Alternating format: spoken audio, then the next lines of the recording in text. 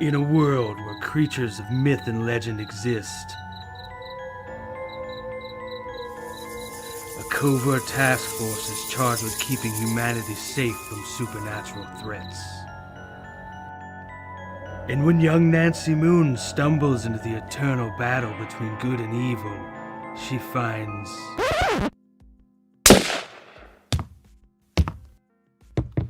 Oh my god, will you shut up? What's happening? Agent Beckett here. Aren't you tired of stuff like that? Want something different? Roll the tape. Whoops. Sorry about that. That's a song I'm writing for my ex. Okay, here we go. Yeah, that's more like it. Alrighty. Welcome to the world of the mythicals. We have it all. Monsters. Magic. Government agents. He's the strong silent type. This guy. Ugh, gross, dude. Get some kind of cream or something. Lots of 90s style action. Pew pew pew.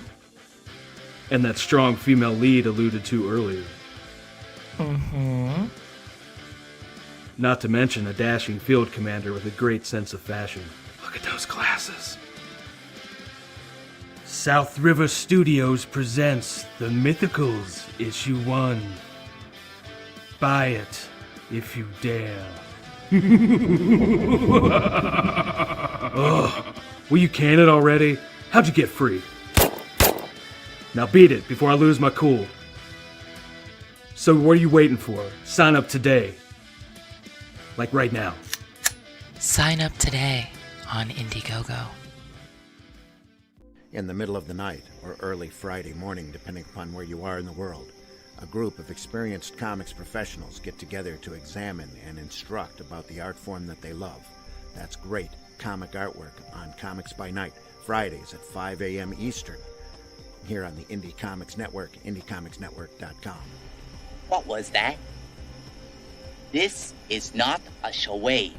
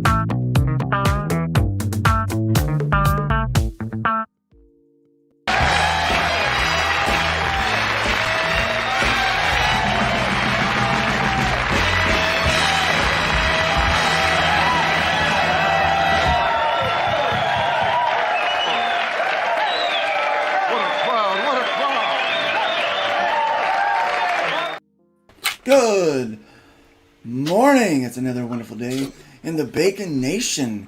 How's everybody doing? Good. Holding up fine. How are you? I am exhausted. But, we prevail. We prevail. Well, yeah, that's the deal. I mean, you have no other choice. Bob's peeing. Oh, in the is corner. he taking a leak? Because it seriously looks like the First Order is taking a leak on your former minister's stolen house. Yeah, I said it. He can take a flying leap by the rolling donut. You know, I ain't mad. I'm not mad. I'm not bitter. He's just, another wheel, Brick another in the gear wall. in the cog of getting me where I need to be. And right now for this season, I need to be in southern Indiana, and then we'll see what happens from there. It is a lot more centrally located, so everybody can meet up with me to do fulfillment. Shipping will be cheaper coming out of there. I'm saving money on my businesses, a lot of money on my businesses by being there. And man, I've been a Hoosier my whole life. Even though my skin is thin, I'm a Floridian. I'm a Hoosier. I'm country. Just how it is. That's the thing about being angry, right? When you're young, anger's a young man's game because you're full of rage. And when you get old, you get wise. Testosterone. You just channel that into something positive because you realize that's all you can do, right? Yeah, That is the right and proper response. I have a few chinks in my armor of tolerance. I'll take BS directed at me, like, all day, every day, because I'm used to it. But when somebody shafts one of my friends, then, like, that righteous indignation starts to build up, that sort of white fire on the inside. Where it's like, you got to understand, I played a lot of paladins in my day, and might makes right sometimes, And I've I always know. been chaotic. That's my thing. Well, that's not my thing. The truth is, it does no good to get mad about it. Absolutely. Getting mad and being angry about it doesn't change the fact that we're moving. Doesn't change the fact that we still have things to do. They're not losing sleep. I would be the one losing sleep. Right now, I can't afford to lose any sleep. Right. Because I got work to do. Not only do I got to move, but man, we got an empire to build. It's we just can't be wasting time playing around with this stuff. So, I'm on the did you guys hear the latest news? The latest Twitter rumor that eating eggs kills the vaccine. Which is why they're killing the chickens. That is Have you heard this? That is the world's dumbest, most moronic, idiotic, unthought of, uneducated drivel I have heard on the internet. I was doing 2 of the 3 S's this morning. And I'm scrolling through Twitter and I see that. Man. And I'm like, oh my gosh. I gotta bring this up this week. Can you believe that? Oh, that is Do you want to get political? I can tell you why that's making the rounds. Why is that making the rounds? There's a study out of Italy and Saudi Arabia that's just proven that if you are sick with the C, jump yourself up with vitamin D, and it's proven 51% less hospitalizations. Well, they already know that. I mean they've actually in a couple of conclusive studies they've shown that, which makes those vaccine people very nervous because they're going to lose a lot of profits as soon as that word gets out. So they're trying to keep that word from getting out. So now they're blaming whatever they can on the fact that what they're giving people isn't doing the job that they said it was supposed to do. Like Hulk Hogan used to say, you gotta take your vitamins. You gotta take your vitamins. You got to take your vitamins. You got to take your vitamins. There's a whole other thing, because with the price of eggs, a whole bunch of people who've never had chickens have bought chickens recently. Yep. Now, I am a very slow-moving, long-term prepper isn't quite the right word, but I like to have food production, and we've had chickens for years, and all these people who got into chickens are like, well, it's not laying. The chickens aren't laying eggs. Okay, These are not egg factories. These are creatures. And during the winter, because winters are harder on birds and stuff, they may stop laying altogether. Yeah. It's just what chickens do. It's what they've always done. And a bunch of people are like, oh no, because I don't know if you've heard this. There's a conspiracy that they're changing the formula and they're pulling the protein out of the chicken feed so that you can't get enough eggs to handle things during the winter. It's like, no, during the summer you get it. And that's why they had things like dehydrated eggs. Because during the winter you don't get eggs. This is why you have to. We have lost sanity. You make. You know why I don't trust Saudi scientists? Here's why. Check this out. Check this out. Oh God. Oh God. Oh wait, I don't know if it's gonna work. Hold on. Let me do this. Luke, not this clip. Hold on, I gotta do this. Here we go. Luke. Not though. Can you hear it? Cannot go to the sun, it will be melted. The scientists of Trinidad and Tobago said they are not going in the day. All right. Good old tech news. I gotta figure this out. Let me move this out real quick. All right. Yeah. Let's let that. We gotta show. Now, this is why I don't trust these scientists. Got some hard echo working. Yep. I just figured it out. That should have killed it. Did it though? Okay, cool. Yeah, I'm doing this thing with like loopback now, and so that I can pull up videos in multiple locations and not have to worry about it. And you know what's happening? I have to worry about it. I'm rather organized. Not really. Scientists in Trinidad. There we go. All right. Can you still hear me? I muted one of my mics. Yeah, I can hear you. Yes. Okay. All good. So here's what we're going to do. I'm going to add this one to the stream, and I think you guys will be able to hear it now. Oh my gosh. These guys, I'm telling you.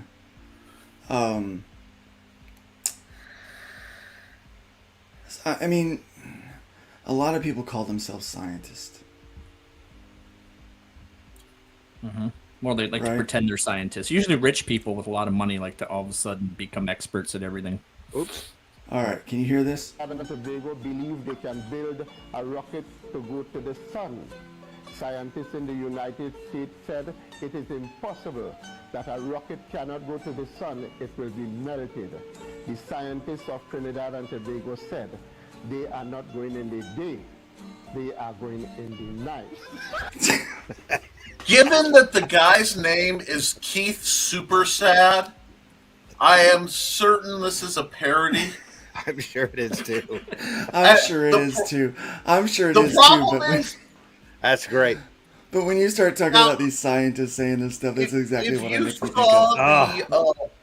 The South Africa, I think it was the Republic of Congo, had that military parade with their ultra high tech exosuits. If you get a chance to find that, you need to. They have these poor guys marching, and it's clearly fake tubing, and it looks like they put plywood on an old and not so funny striker fake from news. Stripes, and not so funny fake news. That whole Greta arrest was staged. Yeah. Mm-hmm. Did you see that? Yeah. Yep. That was totally staged. Mm-hmm. Photo and op people first, behind the scenes were posing. like, people behind the scenes had their cell phones out. They're like, no, we're not. We're not going to be a part of this. I missed that one. I'm sorry. The climate change gal. I know. They posed for photos for about 5 minutes, standing around and posing together. And she was smirking. Okay. She couldn't take the smirk off of her face. Okay, it's time now to pick you up. Are you ready for us to pick you up now? Okay, here we go. We're picking you up now. We're bringing you away under our control, and you're not walking. Oh yeah, it was ridiculous. I'm like, come on, guys. They did the same thing with AOC a couple months ago, but she didn't allow them to zip tie her. She just put her hands behind her back, pretending she was zip tied. When they do crap like that, it it only fuels the people that yell conspiracy about everything. Yeah. Well, wasn't the Lincoln Project also? I forget what election it was. They showed up with khakis and tiki torches. It turned out to be the local Democratic whatever activist group. They've for decades, for years, they've been doing stuff like that. Yeah. I mean, what's the best way to destroy a movement? That kind of politics has been going on since the country was formed, though. People will pretend to be something so that they can make it look bad. Mm-hmm. You know, I mean, it's ridiculous when they do this stuff. If you don't have a bad guy, you have to invent one, right? Yeah. Exactly right. Someone will go out and start saying a bunch of racist stuff and say they're a conservative Christian. Like, see, conservative Christians are evil. Dude, I've never seen you at church a day in my life. I don't know who you are. You know, it's one of those things. It's like these weird things. Oh, yeah. And people just are man, people are messed up. People are messed up. Yes, they are. But it's funny when, like, they make a joke about it. Like that news report. Scientists in Trinidad and Tobago say they're going to build a rocket and go to the sun. Part of critical thinking is just knowing every story has two sides, and before you rush to any judgment of anything, just listen to both sides. Just stay objective, listen to both sides before you form an opinion. Yeah. It's called critical thinking. You love what? What? I heart. Oh, Nick. okay. Oh, thank you. I love you too, buddy. And if anybody who checks, I plug your work. I promote your stuff, and I talk positive about you, even when I argue with you. Mad Ruth because was you're first. awesome people. Not only was Mad Ruth, not only was Craig the first in the chat, but he was first in the room this morning. Got Agent Zero here today. Welcome, Agent Zero. Nice to have you here.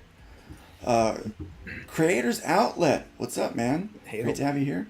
The comic book black belt. Bacon. I'll tell you what. That's a Russ Leach sighting this morning. That's exciting.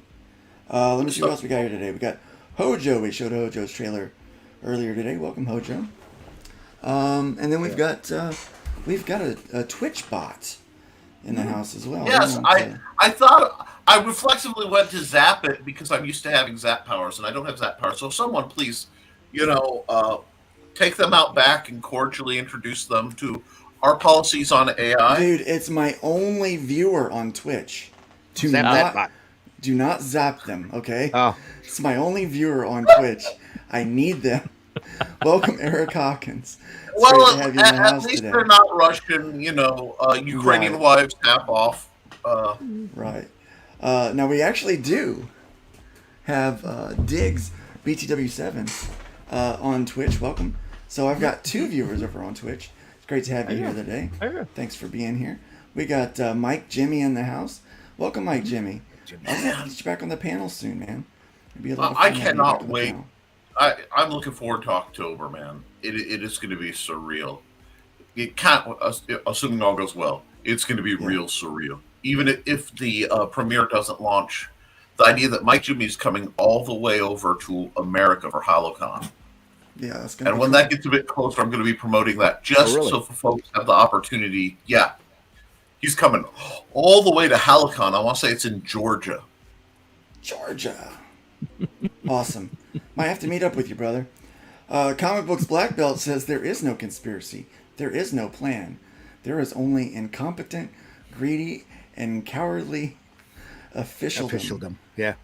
Alan Moore had one thing right. It's just chaos. It's all chaos. At least Alan Moore had something right. I'm going to agree to mildly. Oh, who's that? Hey, Pedro! I'm gonna mildly disagree. What we have are a whole bunch of rather ineffective conspiracies, all butting heads. It's like Mr. Bean and Monty Python are out there trying to build conspiracies, and it's not working, folks. Yeah. And then I am so tired of the left wing, right wing. I'm starting to feel like the native folks. Like it's the same dang bird, and it keeps pooping on them. Yeah, it's two wings of the same dodo. Yeah. Yeah, they say the to make dodo chicken went extinct. wings. It did Yeah. not. It is the U.S. government. Yeah. Critical thinking is no longer taught in schools. They are taught what to think versus how to think. Which is funny because I know so many teachers who are so frustrated. Yeah. Because there are still a lot of teachers who've been in it for a long time who are like, yeah, these kids are great. They'll give you the app, and you give them what you want. You know, here's the set of answers when we ask you the questions. You ask them the questions, they give you the answers, but you can't get any creativity out of them. It's like we programmed them to do that. Across the board is getting drained. Yeah, but Nick, you're right. We programmed them to do that. Really. Yeah, and I think more boxes like this guy right here are where they're getting a whole bunch of the program, far more than schools. Right. The teachers think about this in school curriculum anyway. I remember when I was in school, they started only teaching what was going to be on the test. Yeah. Yep. We'd ask a question about something. They said, "Don't worry about that. It's not on the test." Not on the test. Mm-hmm. But I want to know about that. Well, it's so streamlined that even, almost 30 years ago, I was in high school and I wanted to take as an elective Intro to Construction. Mm-hmm. I took that. I wanted to. They're like, aren't you going to college? Well, yes, but I have a space. I had to take a study hall. They would not let me take Intro to Electronics or Intro to, because, well, that's vocational. You won't be able to go any further. I want to learn how to make things go. Oh no!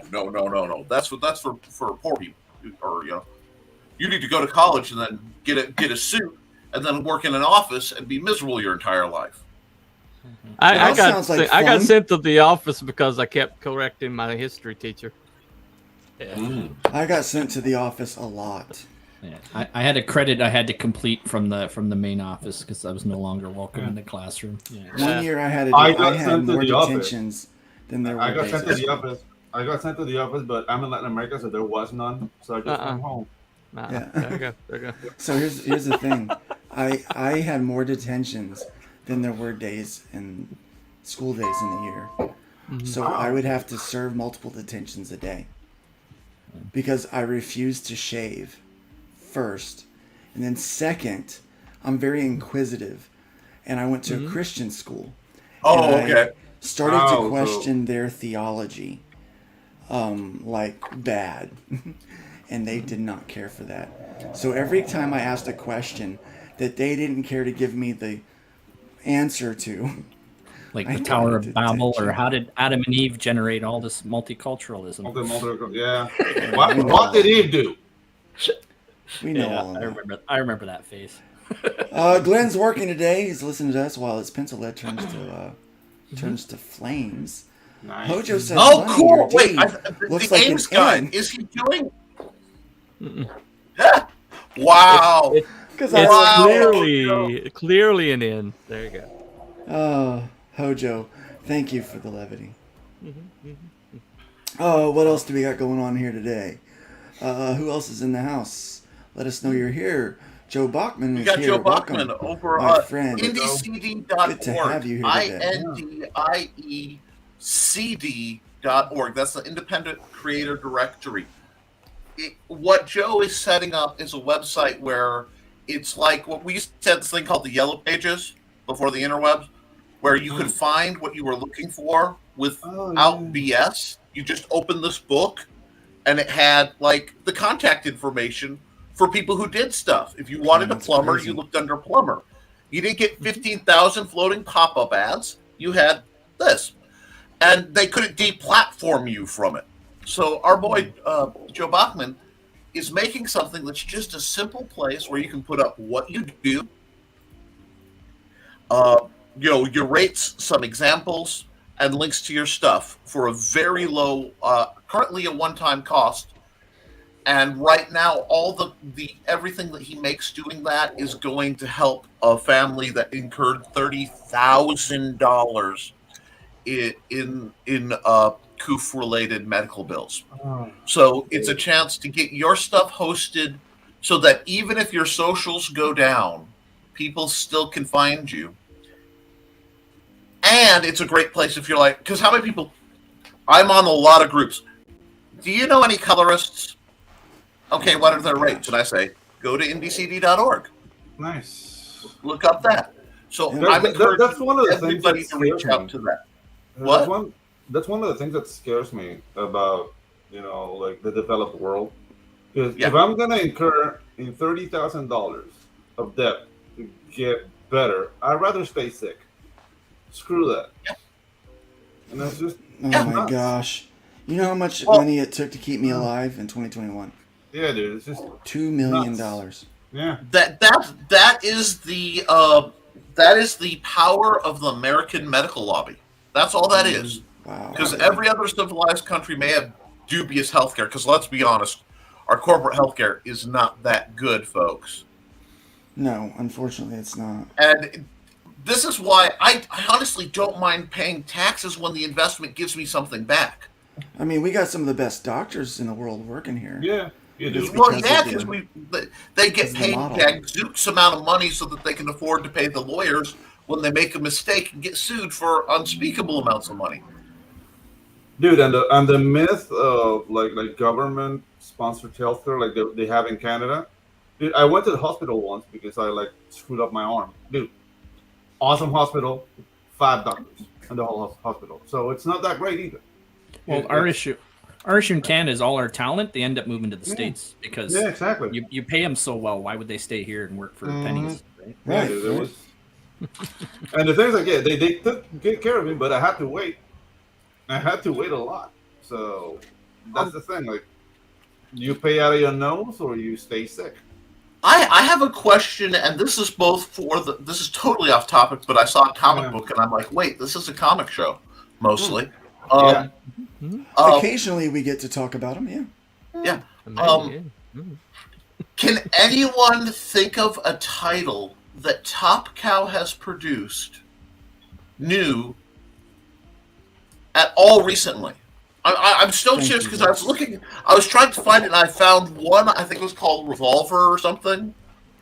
But I went to topcow.com because contrary to the industry issues with what they did with Diamond.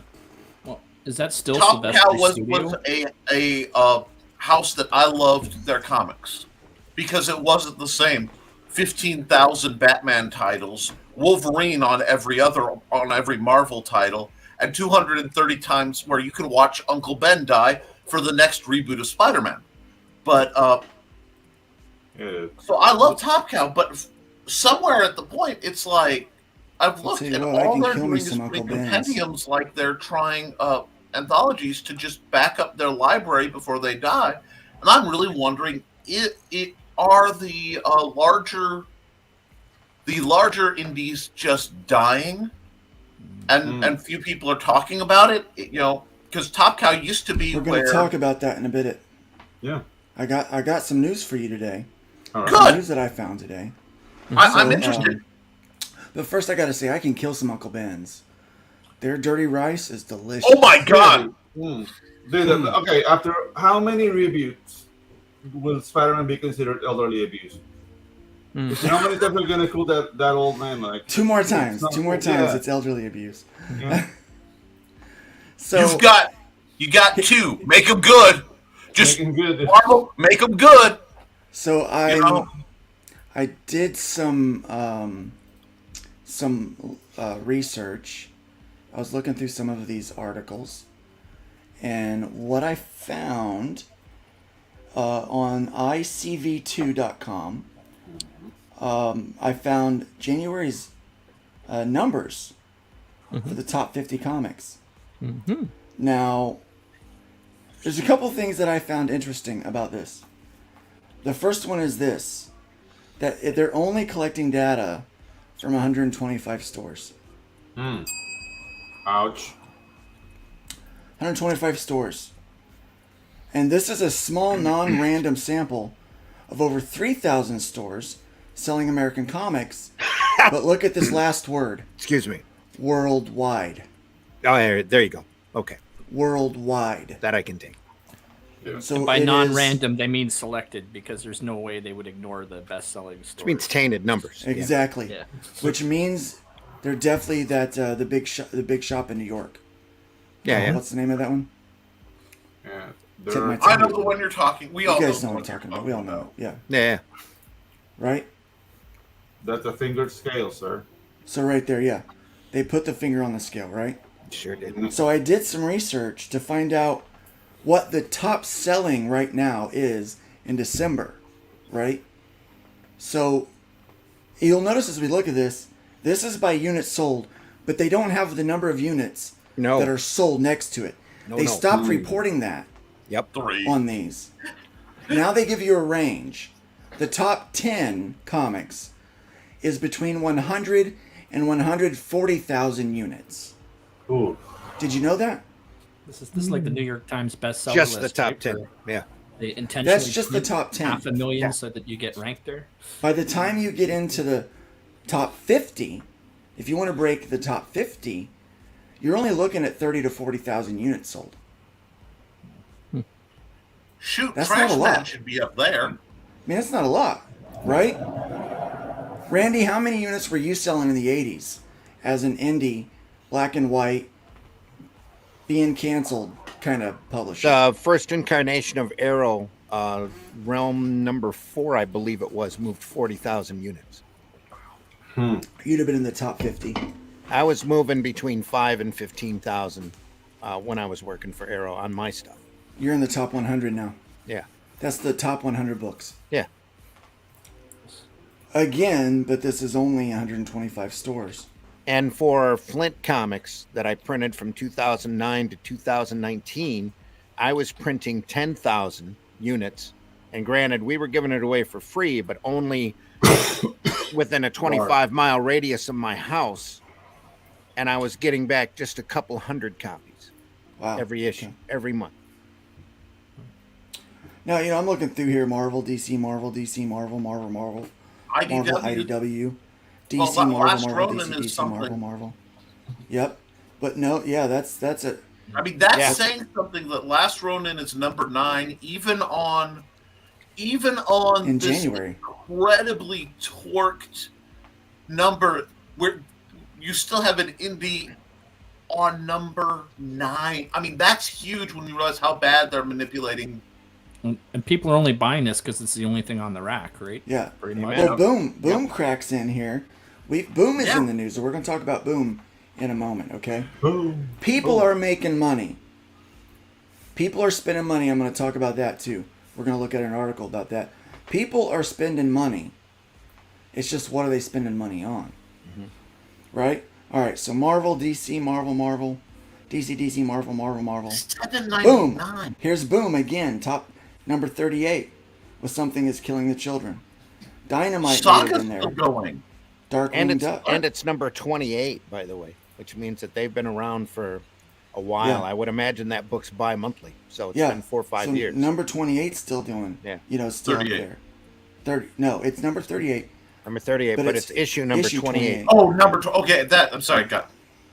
Image Comics finally breaks in with Spawn. I didn't see Image up there before.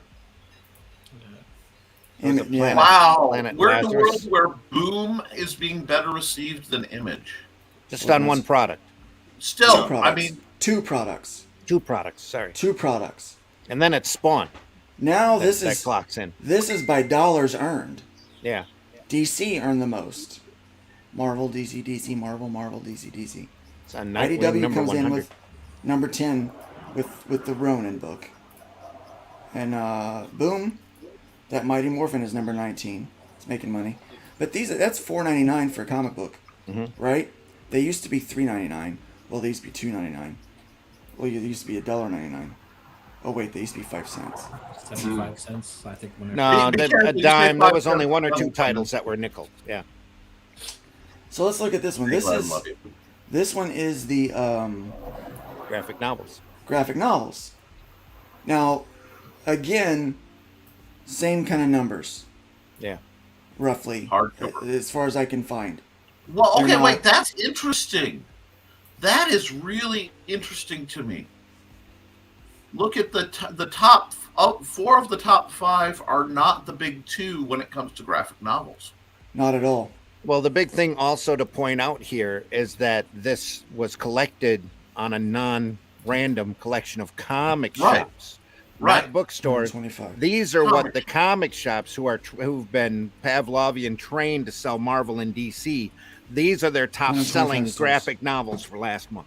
Yeah, 125 stores. And at Marvel and DC, come in at where is it there? Bing, bing, bing, bing, bing. First one will be number 5. First one's number 5. 2. Yep. I'm sorry, Randy. I'm sorry. I just pictured like the truck coming with the Marvel and the little bell going like ding, ding, ding, ding, ding, ding. Yeah. Here's what I want to point out. IDW. Okay.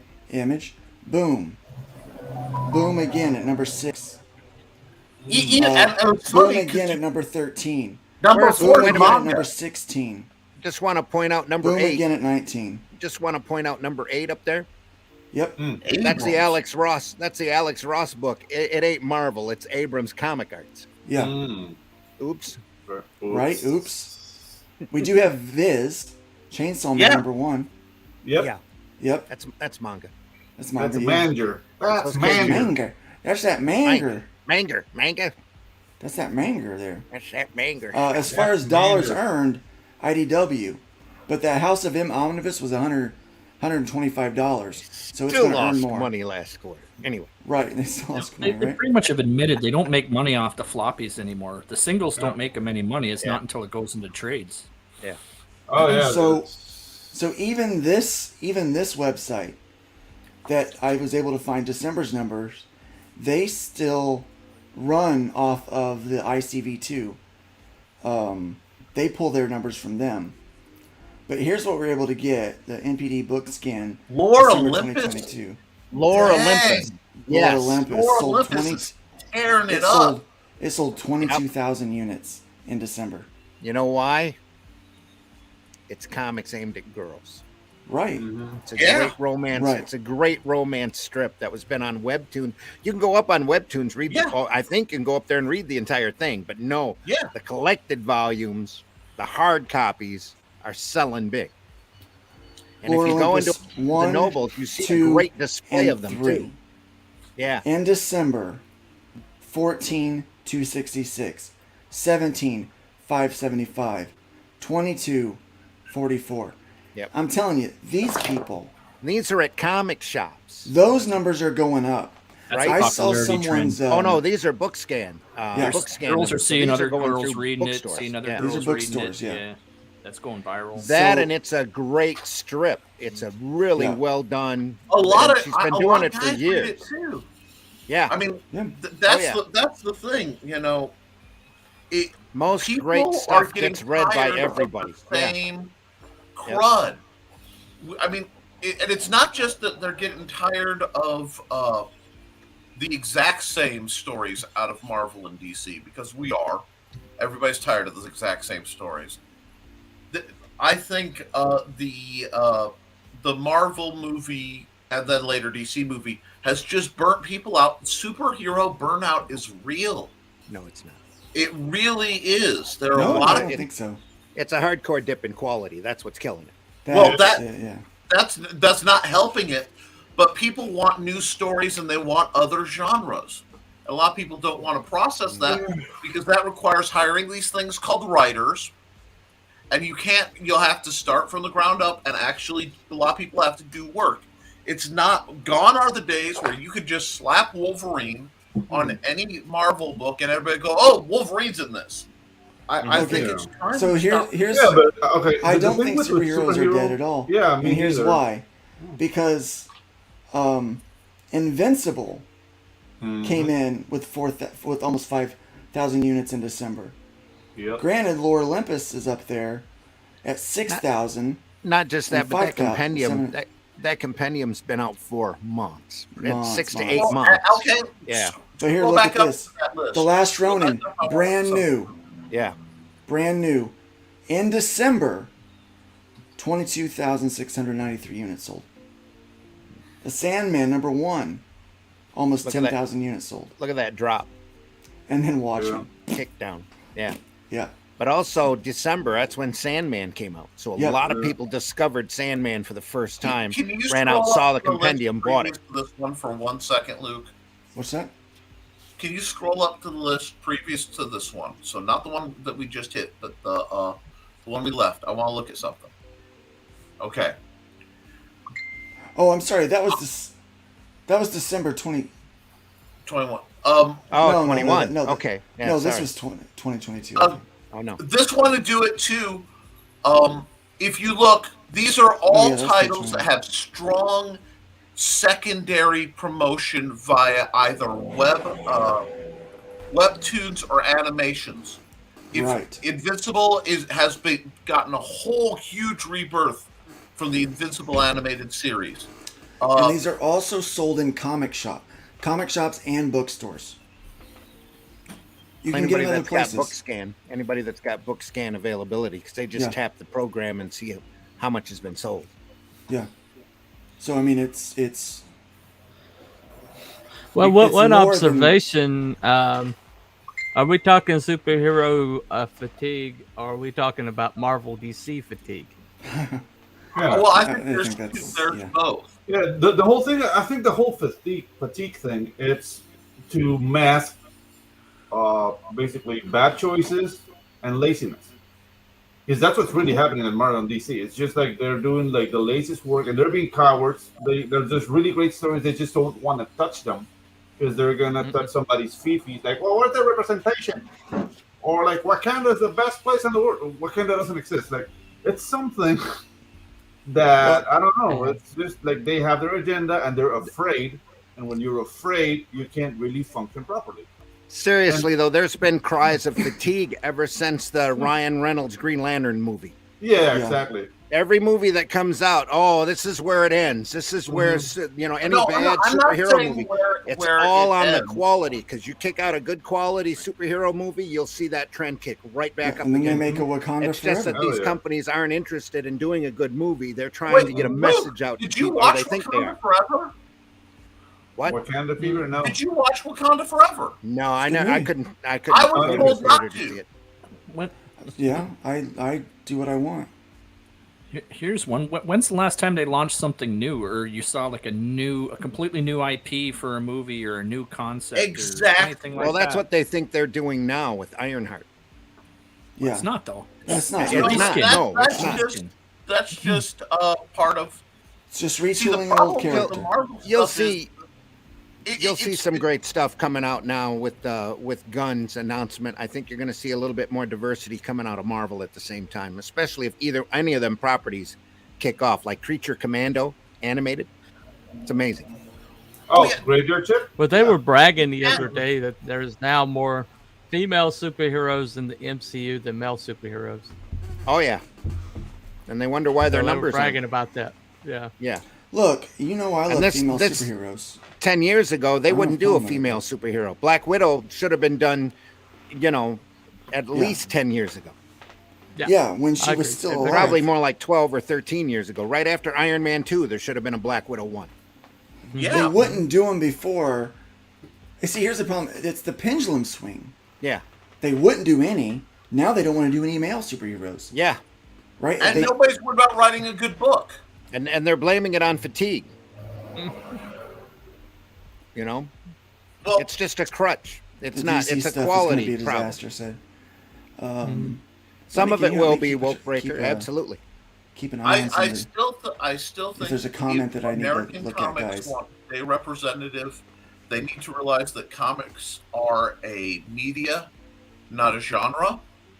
Right. And we need to diversify. You want to talk diversity? Let's get some diversity of ideals. Let's see some more Western comics. Let's see some more war comics. Let's see some more superheroes. Superheroes are a genre. The big problem is that they're getting it mixed up with political messaging. I mean, overt political messaging. That's part of it. And self-inserts. Yeah. Oh, nobody wants that. That's another part of it. It's not adventurism. I don't like these guys in real life. Why would I want them in comic form? Amen. Yeah. Right. If all you ever talk about is politics, I get really, really bored with you. You would pick up a new I don't book like because you. I don't like introduce you. I don't want a comic of you. some new villain or some new story arc or something exciting is happening that hasn't happened before. Like, yeah, you don't have any of that anymore. It's just You blah, know blah, what? blah, I'm going to say self-insert, there's something reskin. that has been looming on my mind for a while now. Uh-oh. And I just watched. There's a really neat thing. I think it's called cinema therapy, where a filmmaker and an actual therapist break down what's going on in different movies. It's really neat. I watch it. They did a really neat breakdown on why Killmonger was right, and I have a question. I'm going to ask this to all the comic book nerds here. I'm going to describe a character. This character is famous throughout the Marvel Universe. He comes from a highly technically advanced, ultra-isolated nation. Without any hesitance, he will go into anyone else's nation to further his agenda, beating up anybody he feels like he should, taking whatever he feels is rightly his, and then going back. He uses a high-tech super suit, behaves with regal arrogance and domination, and brooks nothing from anyone else. He won't tolerate interference. Am I talking about Doctor Doom or am I talking about Black Panther? It depends on who's writing the character. Yeah. They're the same guy. And I'm not bashing Black Panther nearly enough. Well, not nearly enough. Nearly as much yet Doctor Doom. But Doctor Doom is probably my favorite character in the MCU. So Doctor Doom's a villain. He's really complex, and he's interesting, and what he's done right, he's a great character. So then why do we call one a villain and one a superhero? Right. That's what I'm asking. And because if you want to do a revamp, I would kind of like to see a Black Panther done as, hey, maybe he is kind of villainous. Because I was sitting there and I was watching Black Panther. It was either Black Panther 1 or the commercials for Black Panther 2. And one of the Dormammu, who I love, they're great characters. I love their shtick. They go, what is it? We have no jurisdiction. Because they responded to S.H.I.E.L.D. like, we have no jurisdiction. And I'm like, as soon as you say that, you are now acting in a warlike fashion on another nation. You don't get to do that. I mean, they went and drug Zemo back into custody in the Falcon and Winter Soldier. Yeah. And he was in a foreign country. Yeah, and it's like, I'm sorry, like, that's not... Now, if they want to use that, they could use that as a critique for saying, becoming what you fear the most. That could be done. That's what a writer might do. But, which is funny because the Dora Milaje is based on the Dahomey. The black slave ladies from Africa. The slavers. The slavers from Africa. Have you guys seen the previews for... They picked the Dahomey, man. Have you guys seen the previews for that movie, You People? With oh, my girlfriend tried to watch it. Unfortunately, yes. I started... okay, listen. Beth and I started watching... We haven't finished it because we have to watch movies in chunks because we don't have enough time to just sit down right now and watch a movie all the way through. So we've watched about 30 minutes of it, and it is hilarious. It reminds me of the comedy that you used to get from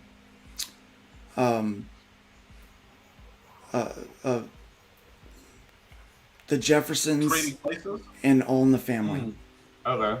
Archie and George. Mm-hmm. It's because it's kind of like that so far. And I mean, we are talking Eddie Murphy plays a very racist Muslim black man. Like he's going in there, he's like, these black people ain't black enough. Nice. And he's just like, from the moment he opens his mouth to the moment he's off screen, I was like, oh wow, that was offensive. And really funny. Jonah Hill's in there. Jonah Hill's in there. Julia Louis-Dreyfus. Yes. David Duchovny. Yeah. The thing is, like, David I feel like I've already Duchovny seen this sits movie, down man. at the piano and starts singing. I think it's Exhibit or something like that. He's singing like some hip hop song on the piano, and it's like, oh my gosh. And yeah, it's funny. I mean, it's so far what I've seen, it's funny. They tend to.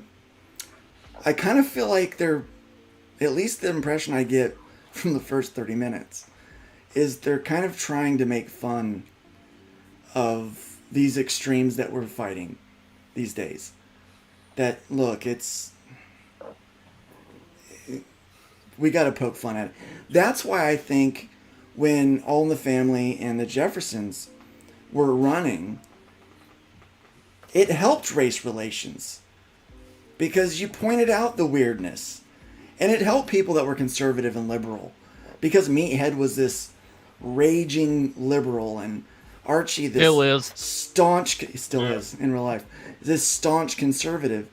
And you had those two in this family dynamic, and they played it out, but they played it out with comedy, and they said the stuff that you laugh at it because you know you shouldn't say that stuff. And man, I wish he was watching this morning. But Joe D. McPhee, earlier in the week, sent me a link to some clips of Archie Bunker and George Jefferson kind of going at it.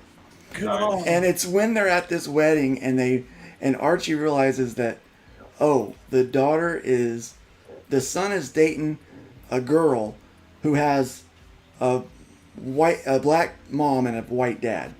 And he goes, oh, wait till I can't wait to see how this plays out, right? And so it starts to go sideways. And the wife wants to leave, but the husband is like, no, it's okay. She's like, I will not be disrespected.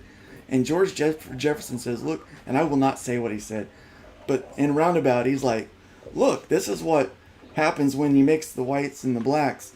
He said, we're 2 seconds from him calling her the N-word. He says it. And Archie goes, whoa, I haven't said that in 3 years. Nice. And it's like, you laugh at it because it's funny, but it draws a light. It puts a light on the absurdity of it, you know? The absurdity of it, and it does interest me because those series came out in a time of generational transition and the transition of ideas. Because I'll be out, when I am out with the vast majority of the people I associate with, which hasn't happened a lot, yay. But when I go out with people, and I go out with people of a cross-section, most people don't even care. Yeah. Like, especially because, things are tight. They're more upset about the price of eggs than they are worrying about what color somebody is, or, what somebody used to say. And I think, because I know I have relatives on on my wife's side of the family, who I've in the 20 years I've known them, I've watched them grow out of racist tendencies. Like they pulled their head out of their butts and realized, wow, that's stupid. When I was picking up the truck, that's this thing called growth. And the only way you can get better is if you let go of, you quit doing what you did. But there also has to be a point, and our nation has lost this, where punishment stops. Because it used to be, for example, if you went to jail, you go to jail, you do your time, you get out, you can still get a job, you can still have a life. No. But our country has lost its concept of forgiveness.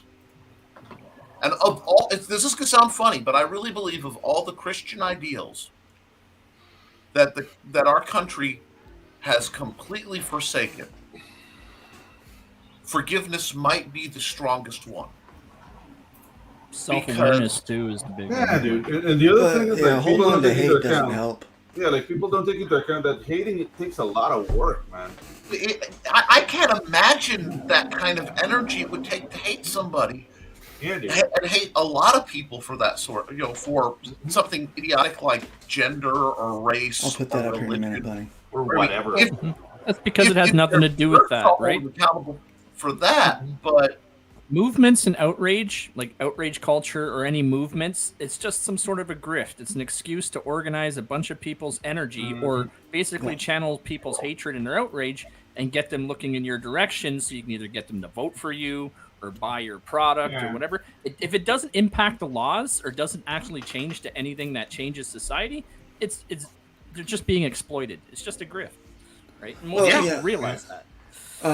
So the writer of the pregnant Joker thing, he made some comments, and one of the things he did, he was talking about, just silliness in comics, which is what he was trying to do. Yeah. But he put in there when Lois turns herself black and marked it out and said we won't talk about that. And I was like, well, what was wrong with that? I mean, what they were trying to do, whether they did it ham-fistedly or not, it was still from a place of, let's try to show people what it's like to live in someone else's shoes for a minute. I think we absolutely should talk about that, because this was a Lois Lane story taken off of a book, Black Like Me, which won tons of awards. It did. That went out and told and showed people what it was like to be black in the South. It was a very important message. DC thought they were doing a great social justice by printing the story. They made a big deal about doing it. And granted, hindsight's 2020. You look back on it and it's embarrassing. But also, when it comes to Lois Lane and that comic book, that is one of the rarest comic books out there and demands an incredibly high price. And the reason for that is a lesson that modern comics completely ignores, and that is because they went and did a social justice comic and it sold like crap. Right. Even though they were putting a message across, it's one of the lowest selling on the newsstands, Lois Lane books, but it's also now one of the most collectible because of its availability. Yeah. There's a lot of lessons to be learned there. Yeah, dude. Okay, there really are. That's the thing about entertainment. Like, me as a black person, like, I don't want to hear your ideas of what it is to be black. I'm already black. Like, that will not entertain me. Is it important? Maybe, but entertaining? No. There's a forum for that.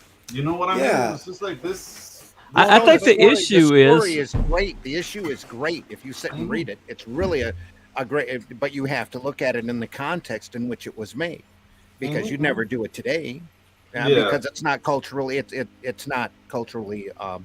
Well, I think the issue is they're trying to fix something that's not broken. Yeah, exactly. We're living in a post-racial society. People just don't think in terms of race anymore. Yeah, they certainly did when they did the Lois thing. Yeah, right? They did then. That was the big thing. Right. That was the big thing with social consciousness, because a lot of these companies, Marvel and DC especially, became very socially conscious during the 60s. They did a lot of socially conscious books. Yeah. The Green Lantern, Green Arrow series is a grand example of them trying to do a politically, socially conscious book. That's why the Green Lantern title was canceled, and the book jumped into obscurity, even though Neil Adams drew it. Denny O'Neil wrote it. Nobody bought it. And if they proved back then that people don't want social justice in their comics. That wasn't. There's something that needs to be discussed, right? And it's not superheroes. Yeah, it's as a pamphlet. A historian. Yeah, you cannot hold previous historical periods to the same morals and standards that are held today. If you look at it through that lens, you will never understand what's actually going on. Everything needs to be taken into context of the time it was designed or made. And that's the problem. We try to look back, and they don't want to treat comics like it's a historical time capsule, a tracking of history. They don't want to give comics it is literature, okay? Shakespeare was the HBO of his time, okay? Everybody, he everything he wrote was started in a bed, a brothel, or a brawl. A bed, a bar, or a brawl. Now, I started in a fight, in a bar, or somebody bonking. That's the basis of Shakespeare. It was low rent, very entertaining, incredibly well written theater. And comics can be that way when they're written well. They can also be absolute drivel. But they speak about the period they're in, just like the books of the period, just like the programs of the period. We're talking about Archie Bunker. We're talking about the Jeffersons. Right around the same period, you get this thing called In the Heat of the Night. Loved that. Mm-hmm. That was in the 90s. If you want to talk a racially charged program, loved that show. And that was Carol O'Connor again, but well after Archie. Rod Steiger. Right. In the and that's why I reference it, because I wanted an apples in the movie. apples comparison, where you can see where we were at one to where we were at another, and you can see the difference in attitudes. You can see it change. Heck, look at the way Mr. T was celebrated, dude, in the 80s. Yeah, in the A-Team. I wanted to be Mr. T. Yeah, dude. Every little kid wanted to be Mr. T. I just wanted all that gold chains and stuff. Yeah. Saturday morning cartoon. Pity to fool. Yeah. To this day, Mr. T's still my hero. You want to know why? Because he's one of the last remnants of a decent, God-fearing man in the public eye. And you know what? Just outside of the public eye, he doesn't talk about it much. He was actually on WGN News in Chicago fairly recently. He has never stopped running charities. Mm-hmm. Never. No. He has been running charities and helping orphanages and helping people out since the days of the A-Team. And he started out, he was a orderly at a mental health hospital across the street from my dad in Chicago. Look, he was strong, he was masculine, and he was gentle. Yes.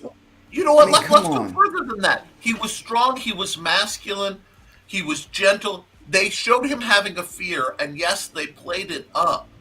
Yeah. For I don't know, like I feel like with this whole like if we're gonna talk racially, like black hero thing has been a missed opportunity. Have you guys seen Black Dynamite? Can I get my Mr. T story in for a sec? So I met him. I met him 89, 90. They used to film TNT in Toronto, and our local strip mall it burned down, so they filmed an episode there. But I was just a kid, right? Like really young. So in between every take, Mr. T was the only one. Everyone else would rush off and do their thing. Came around all the crowds, signed everything, shook hands, answered questions, and all he asked was, hey, between takes, everyone keep the noise down, keep the noise down. And then they'd go and they'd film again, and relentlessly, nonstop, he would go back to the crowds, like, after every cut. But yeah, I remember that. It's a memory I have from my childhood. Yeah, dude, like, he's a great human being, but I mean, my point is, like, have you guys seen, like, Black Dynamite, the movie and the animated series? Yeah. That kind of rescued the whole, like, blaxploitation from the 70s, and dude, it was awesome. Yeah. I mean, it was a little bit risque. It wasn't for everybody, but you can make this show today. You know what I mean? And that's something that I don't know as a minority. It's like I really hate speaking in those terms, but I just don't. I don't like where we're going right now as a culture. Yeah, exactly. It's stupid. Yeah, I feel like we're going backwards a lot in things, and that's why I gotta say that's why I kind of at least the first 30 minutes. Like I said, I don't have the whole movie to view, but I've only seen the first 30 minutes. At least from that standpoint, the humor of you people was a bit refreshing. It was nice. You know, there was a joke about because he's gonna propose to this girl, and he has the ring, and his friend is a black lady, and they do a podcast together, and he showing the ring, and he's like, "Have you met her family?" He's like, "No, are you gonna ask?" And she's like, I don't know if they're gonna like you. I mean, you're awfully white, you know. And he's like, you know, But he shows the ring, and she goes, "That's a small ring." He goes, "Well, I think I'm going to tell him say it's my mother's Holocaust ring." Oh man. Nice. Yeah, and he goes, "Well, that'll play it off." She goes, "You got to change the box. That does not look like a Holocaust box." And I'm like, this. I mean, it's refreshing humor to like. No. Let's just laugh for a minute about our. I'm incredibly empathic, so like I get physically embarrassed for the characters on movies. It drives my wife nuts because I can sit through epic battles. I can sit through all this stuff, but when somebody does something really cringe-inducing, I swear it's physically painful, and I'll be like, I gotta go for a minute. I can't watch this part. It took 15 years of us being married for her to realize, just let me walk out for the scene. I'll be back in a second. It physically hurts, You must hate The Office. Oh God. It can hurt. It can hurt a bit. Right. So I still like it. I still laugh, but it's like, okay. So it's back to a point you made earlier about comic about fatigue for superheroes. I don't think that's the case. You see, the comic book movies that they were making all spanned from the 80s and the 90s for the majority of them, and they're now finally catching up to the 2000s, where comics just kind of got stupid. Yeah, they just tainted fruit. They got more. They got more agenda. They got they got less interesting. Their idea of creating a new character, because there were some lawsuits where people would send in new ideas and IPs to Marvel and DC, and if they already had something in the works, well, you stole my story for this. And in fact, DC's got it right now, and Warner Brothers has got it right now with the guy who's got a lawsuit about a Batman script that he says they used for the Patterson Batman movie. He said I wrote that script, right? Chris Wozniak, yeah. Yeah, well, I don't know all the details about it, but I know there's a lawsuit, and they're countersuing him, and it's ugly. And whether they win or not, it's bad PR. You don't want anyone to think that you're plagiarizing from nobodies, right? You don't want that kind of stuff. So they had a policy where they would take no IP submissions at all. Yeah. And so in order to create new characters, to try to reach some of the younger, what the book we looked at, it caters to young girls, and it's killing it, right? You've got to have books for everybody, for boys, for girls, for grown men, for the furry freaks. You've got to have it for everybody. That's why comics has been great, because you have something for everybody. But what they did, since they weren't taking new IPs, they weren't coming up with new ideas. They were taking what they already had and reskinning it, like Disney does to some of their attractions. It's like, oh, well, that Guardians of the Galaxy just used to be this, or whatever. They just retooled something they already had, and so they got rid of a classic that people loved. I like going to Hollywood Studios, and they had a ride called the Great Movie Ride, okay, where you go through this thing and there's gangsters and all kinds of stuff. They retooled that whole thing to make it a Mickey and Minnie ride. Do I like the Mickey and Minnie ride? Yes, I do. Do I wish that I still had the old one? 1,000%. I would prefer riding that old ride than riding the new one. All day long. But what they did is they sacrificed something old, something classic, something that we loved, to try to give us something they thought we wanted. Zero-sum logic. I've been saying it. And that's what they did in the 2000s with comic book characters. And that's why the new Marvel movies suck. Because that is why they suck. That's what I've been saying for a while. They were doing great when the titles were great. Yeah. They modernized some of it, and they were great. I mean, I love the first Iron Man movie. Second Iron Man movie was pretty good too. Yeah. But then it starts to come apart. And you can't go if the writing is bad, the comic will be bad. I hate to say it, no matter how pretty it is, because I love some gorgeous comics. I've seen some gorgeous art, and I bought them to learn from the art, but gone, good Lord, this story makes me want to, you know what I mean? Yeah. It's rated H for Herc, you know? That needs to be something we can stamp on comics. You know, I'm sorry, this is rated H for Herc, you know, but... you should do reviews of comics. Like, did this comic make Nick want to hurl? Yeah. But, All right. If the writing's not good, you won't have it, and you can't... God, they drive me nuts. We want diversity in comics. We want more women. How about more stuff with Silver Sable? How about using the characters that already exist? No, we need to make new Super Mary Sue characters that have no background and no reason to be there to randomly pop up. And then we're going to roll a die and take this guy's mantle and give it to her.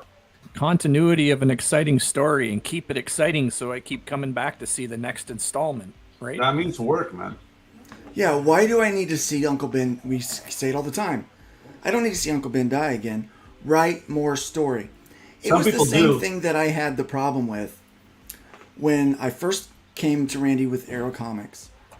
I did not want to remaster the old issues because I didn't want to take time and effort away from writing new stuff.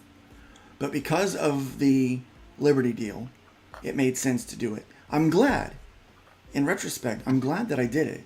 I really am. But I would rather spend more energy on writing you new content. Yes. You know what, Johnny? I'll take that over what DC does. Here's a new character in Bruce Wayne / Batman's life. Let's recreate how Batman's parents died for them so that they suffer exactly like Batman.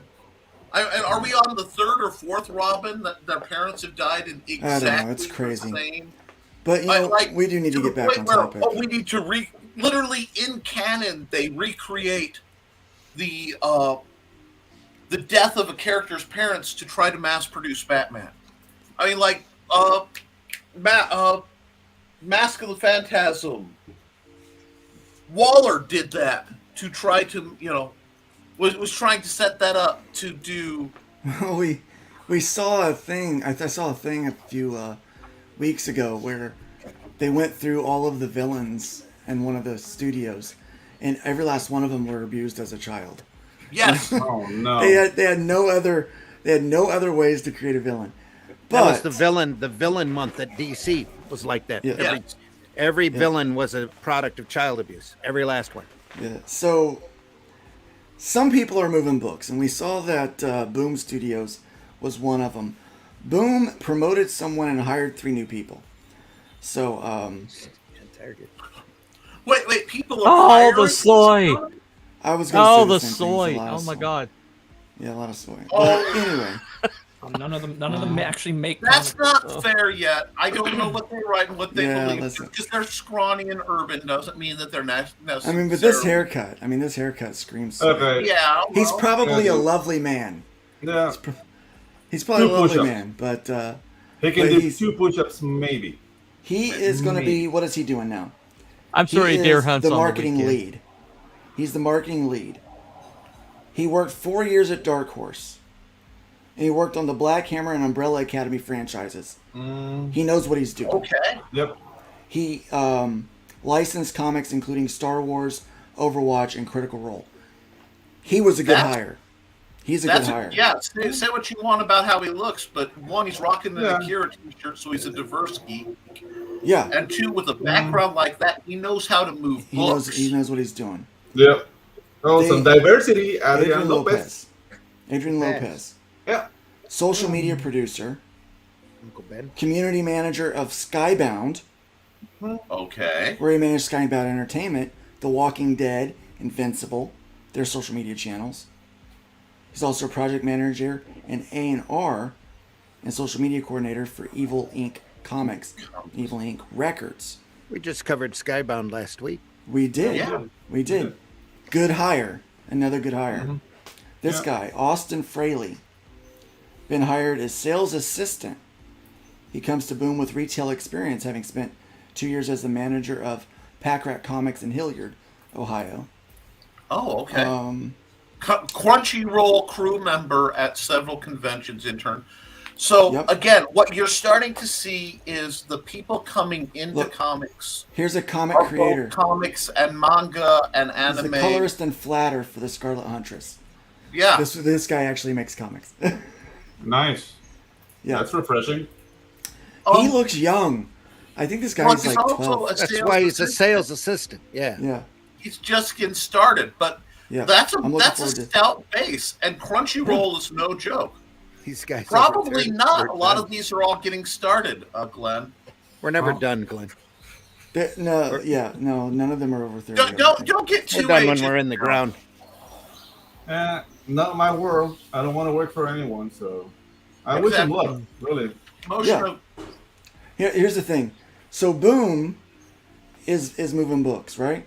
Yeah. Check this out. Barnes and Noble, who closed a lot of stores, right? Yeah. Look at what's going on here. Barnes and Noble is expanding to add 30 more stores in 2023. Wow. A lot of them are going to be smaller stores. Yeah. Right? Downsizing. A lot of those graphic novels that are selling in manga, guess where they're going? Those manga are going. They're at Barnes and Noble, guys. Is this 2020 Fallout though, where they closed a bunch of stores in undesirable neighborhoods, and now they're just reopening in new smaller stores in more Yep. desirable neighborhoods? You know, Well, they just shut one down here. Look, in I don't know Rochester about Hills. the desirable part. I don't know about that. Yeah. I know they closed down stores that weren't making money because those stores are huge. They got coffee shops in there. I thought they were tons of getting overhead. looted. closing their San Francisco stores and opening them in Florida. Sorry. Yeah. That's what killed the Borders chain. Is they were too big. Yeah. Well, Here, check this out. Walmart Commerce Technologies. They'll provide white label local pickup and delivery service for retails using Salesforce Commerce Cloud. True. So check this. So Walmart, you can be a white label, sell through They said Walmart. white. Come on now. Triggered. Triggered. I'm sorry I triggered Pedro. Should I call it a clear label? I'm sure that's a distinction they will be changing soon. Yeah. Pasty label. Just say colorless. Just call it I'm colorless. not a troll, man. If I'm not a troll, I'm gonna do this guy Pedro's trolling me from the panel. God, Pedro. Well done, sir. That was the most disruptive comic of the day, and Pedro gets That's most next disruptive level panel. race baiting, man. Proud of you. Proud of you. Pasty baiting? Yeah. All right. Okay. Look at this. U.S. retail sales in November, and the first November 1st through December 31st, 2022. They were up 5.3% from the year before. The South American That's good. contingent is coming for us. Look, no, that's good. That means people were spending money. Yeah. Okay, and I'm sorry. the game, it's on top of a 15% increase in sales for the whole season. But of course the season starts earlier now. Okay. Right? Gang, in 2000 sales we're still a couple of years. This is a lot of the stat is a couple of years out. They're comparing with coming back from the 2020 adjustment. Right. But these numbers are all going to be fluxy. But guess what we have? Inflation and consumer concerns. People are still spending money. We are going to see Show on my panel. Show my page, Luke. A huge drop in luxury purchasing. And frankly, that's our business, guys. A lot of luxuries are going to just tank in America when they look back at the current quarters and those that are coming. Because I wouldn't say tank, because even at the worst of times, people still want to be entertained. People always need escapism. But what is changed is a lot of us didn't realize the 2020 numbers were because of all those free government handouts. So everyone just saw the money explosion and assumed that things were taking off. But the reality was it was a whole bunch of free money, and now people are having to earn their dollars again, right? So Okay. Free money and lots of time. Comicsology. Right? We saw how many comic book different. Okay, so heavy metal, Aftershock. We're learning about all these people that are struggling, right? Nick, you'll like this. Hasbro is laying off 1,000 employees. No, I want to say this because it's bullshit. Yeah. They're punishing their employees because the bigwigs have made they've used a systematic approach where they're putting out cruddy product for forced tie-ins. They've tried to push agendas that don't work time and time again, and they're ignoring the fan bases. The biggest producing lines that Hasbro owns are Wizards of the Coast Magic and Nerf, basically. Yeah. Well, the good thing about this Hasbro thing is that they try. Seriously, to that's the CEO's name? Seriously? Yeah. But let me make this point because this was very evident. Like Hasbro tried to do the whole like, oh, this is to stop Nazis or whatever, and the role playing committee said BS, and they got checked really fast. Yep. And that's something that really like brought a little like smile to my face. Because, I mean, it's been so efficient to say like, oh, you just don't like it because you're a Nazi, and then that's what destroyed the comic book non-existent comic book community because we're all like hyenas, and that's how we behave. It's just like I have my book, you have my book's better than yours. I have to put you down so I can sell more. Like I that's the thing that I see in this committee. Not so much from the community we got here. But it's like a dog fight. But dude, in the TRPG or whatever, like that acronym is, these are people who play with each other. It's like I don't know. Chester is not a Nazi. That's what she said. Yeah, exactly. Yeah. All right. So anyway, let's get back to this. Gamers are the TTRPG, the tabletop role playing gamers. For start, they're used to collaborating to solve problems. That's what it's about at its core. It's a group of friends coming together through whatever system they're using to solve a problem and have a good time. Because solving problems makes you feel good. Yep. So check this out. Wizards of the Coast and digital gaming, they were up in the fourth quarter 22%, but it still equated to a 17% decline for Hasbro. Yeah. Ouch. Boom. Guys, role playing, while there will always be a growing movement for online role playing, especially with the DM/GM shortage, which is a big thing. There aren't people who want to pay the money to run the games, and the companies aren't catering to the people who actually buy the games. Bunny, where's your screen at? Bunny, are you away? Yeah. Okay. Sorry. He might have froze. Oh, there he is. There he is. All right. So here's the thing. People are spending money. Sorry. They are being entertained. Yeah. Right? Right. So they're just what they're buying is they're buying indie books. And a lot of indies don't calculate all of their stuff together to show what they're earning. But some of these Comicsgate folks do. So we can look at their numbers because no one's looking there. So how much money are people spending on entertainment right now that's there?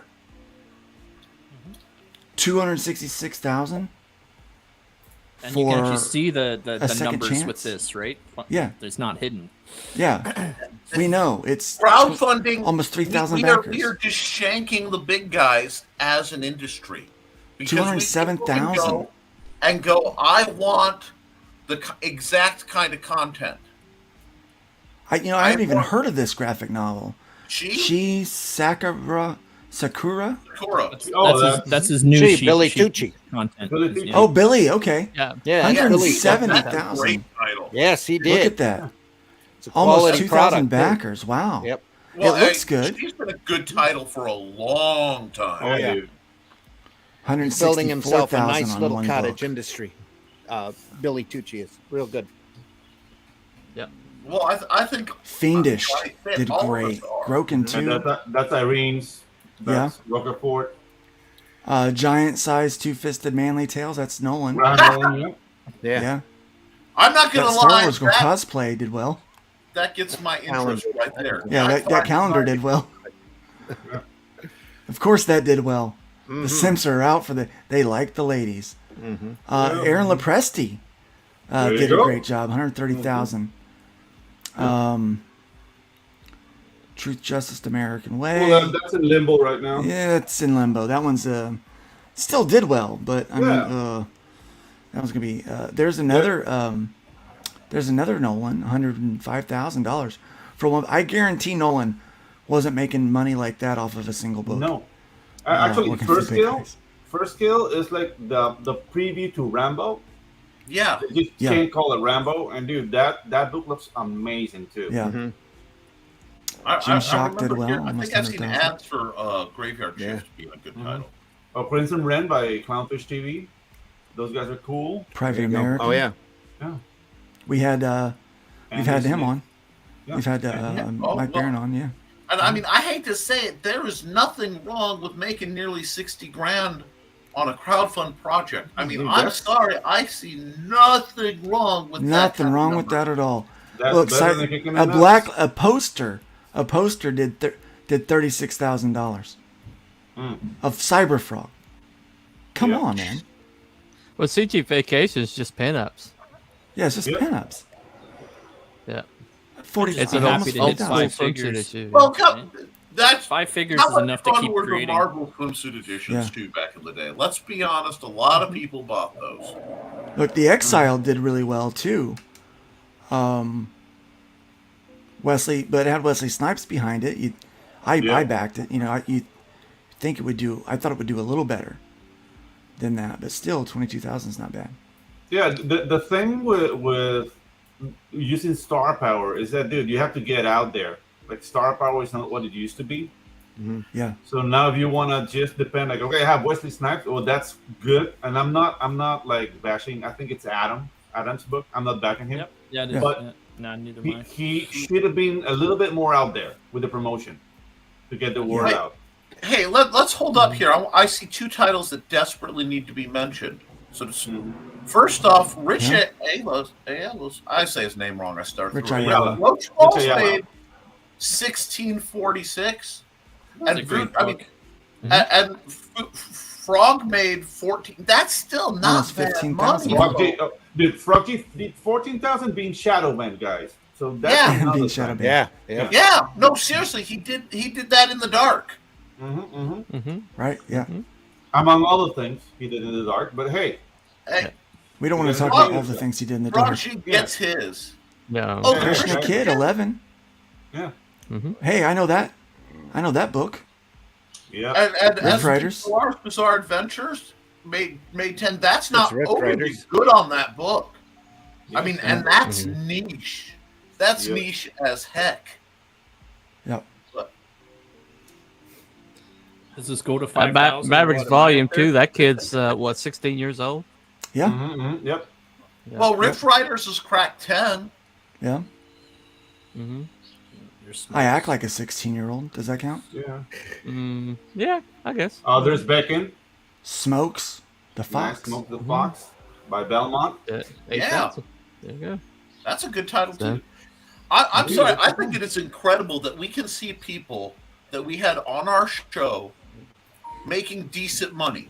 You know, decent to solid money. I think that's something that really needs to be talked about a bit because I want to celebrate people's victories. Exactly.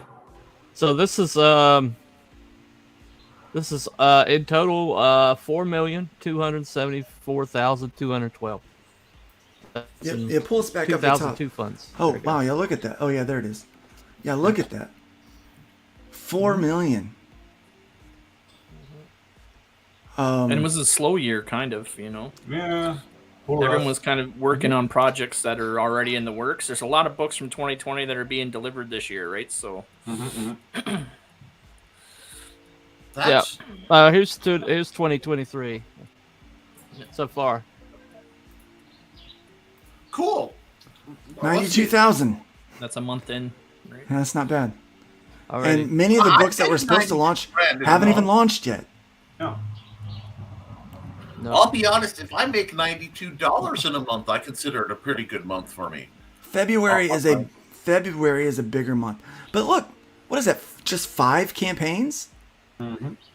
Now I know that hat did well. A lot of it's that hat. Those hats. Okay, so it's still 30 grand roughly around.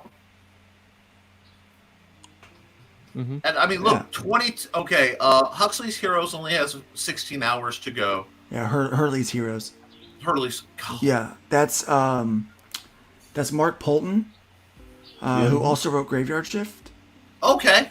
And he is. I had him on Luke Drawls last Thursday. I thought I saw that title go by. I just misread. Yeah, I drew Hurley. Shotgun Samurai Legends. I'd like to know. Again, that's a name that catches my attention. 20 days. That's still quite a bit of time. Flying around. That's not. Again, that is not bad. No, this is good for January, especially for crowdfunding. Nobody crowdfunds in January. Well, yeah, because it's post Christmas. Yeah, wait till February, March. Once we get to May, look at where those numbers are going. People are spending money, guys. The thing is, we have to find new ways to market. Yep. We have to be more creative in our marketing. People always ask, how do you sell a comic book? I think it's not just one way. I know one way to get a great comic book. Agent Zero in the chat right now has the preview Ashcan for Chrome Dog. And if you haven't read that, why? It's literally free. Click the link, download the PDF, read it. Just launching on Bancroft. Friday night. This weekend, I think. Friday night, yeah. Yep. But there you go. Awesome. Okay, so I got a question then, guys, and I will put this to the chat. The chat's been doing their own thing and having a good time. What new can we do in 2023 to get our stuff, get eyes on it? Because there is no quality lack, not in this panel, not in this chat, and this is all of its good stuff, and we all tend to love what each other do. Yep. Which that's broken English, but I'm sure we can figure it out. I got it. But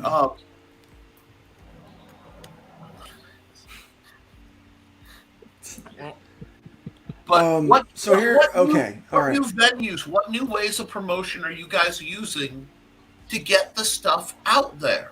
I'm thinking, okay, so there's 125 stores that they cherry pick to get their numbers for mainstream comics, right? 3,000 stores worldwide sell U.S. comics. I think if you're only depending on direct market distribution, you're pretty much neutering yourself. You're emasculating yourself.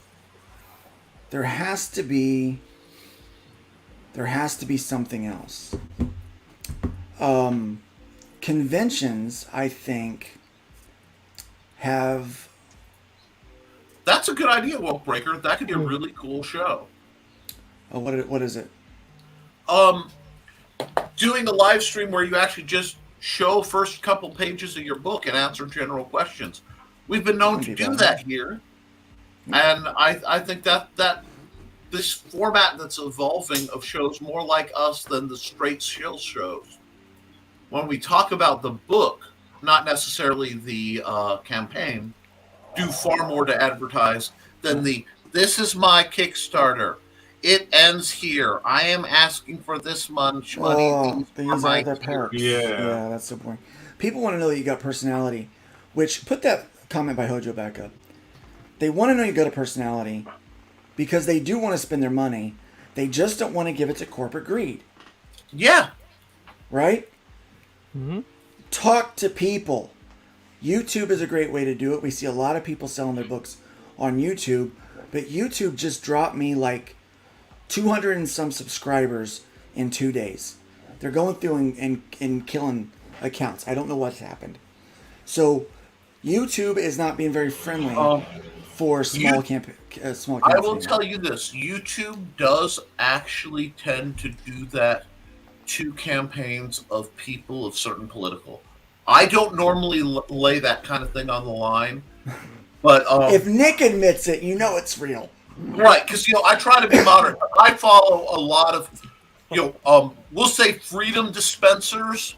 Truthers. I follow a lot of shows about freedom dispensers and the technology about freedom dispensers, and the techniques around how one dispenses freedom. And they don't like that. They do not like certain key phrases. They don't like, bam, you got it, But so get out and talk to people. Conventions, comic book stores, if you do have them, get in your. But use things like Facebook. There's other ways like Discords. Be a part of finding a community of people that are into the same thing you are. But here's what I've learned in the conventions, and we had Eric on last week, and he reiterated this. He was able to vouch for this. They don't care about politics. They don't care about CG versus non-CG. The majority of people. Normally, it's a couple of people that have something up their craw, and they probably just need to. Get a little loving. Yeah, they need to get a little loving. So I can speak on both those. So when it comes to drawing people in, it's having titles and stuff that when people hit a search engine, you're what comes up in the search engine. And we all know this, right? So you stay current with topics, or you have something in your title that somebody puts in a search engine. That's what draws them in. Now, to keep them there for more than 5 seconds, you have to have something to retain their attention span. Because even just having the great title, if you can't keep them there for more than 20 seconds, they're gone. They're not coming back, right? So that's a big way to bring in new customers. To touch on the loss of subs, a lot of people will have multiple accounts and they'll follow you, but they'll let the account go dormant or the email go dormant. And basically what happens is they'll ghost you until you re-verify either the email or the phone number associated with that account. So that's probably all they're doing is they're flushing a bunch of people that are following you who've let their channels lapse. There's also another thing that hasn't been mentioned yet. Let me bring it up. There's a little movie last year that disproves the whole Hollywood's going or is dying. Theaters are dying. People don't want to go see movies anymore in the theater. It's called Top Gun Mavericks. What a great movie! Yeah, I remember What a great movie! And I didn't sit in the theater, full disclosure, but when I saw it at home, I lost myself for a whole, for length of time, and I haven't done it in years. Been that enthralled in a movie that I just completely. That was a multiple watch for a lot of people I knew. Yeah. Well, Yeah. It's But what it proved though, it proved that people are starved for story, starved for something that takes them out of their freaking world for a while.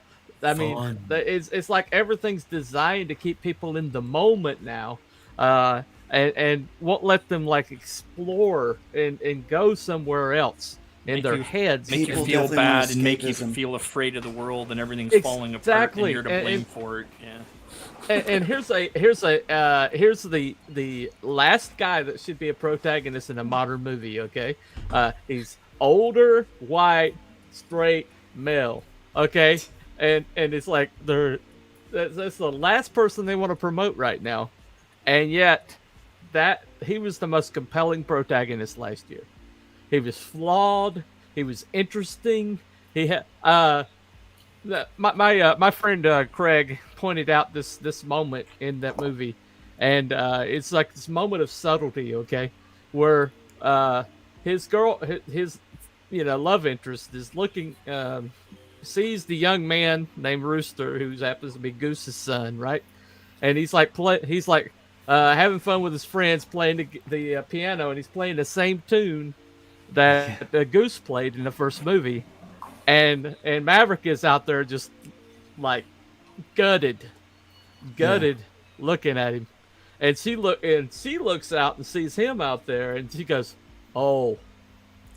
And it's like that's all that was in that scene, right? So he lost that loving feeling. Is that what happened? No, he was playing it. Yeah, right. But he was playing like "Creaming Up the Town," right? But that moment, and it was like magic because it was human.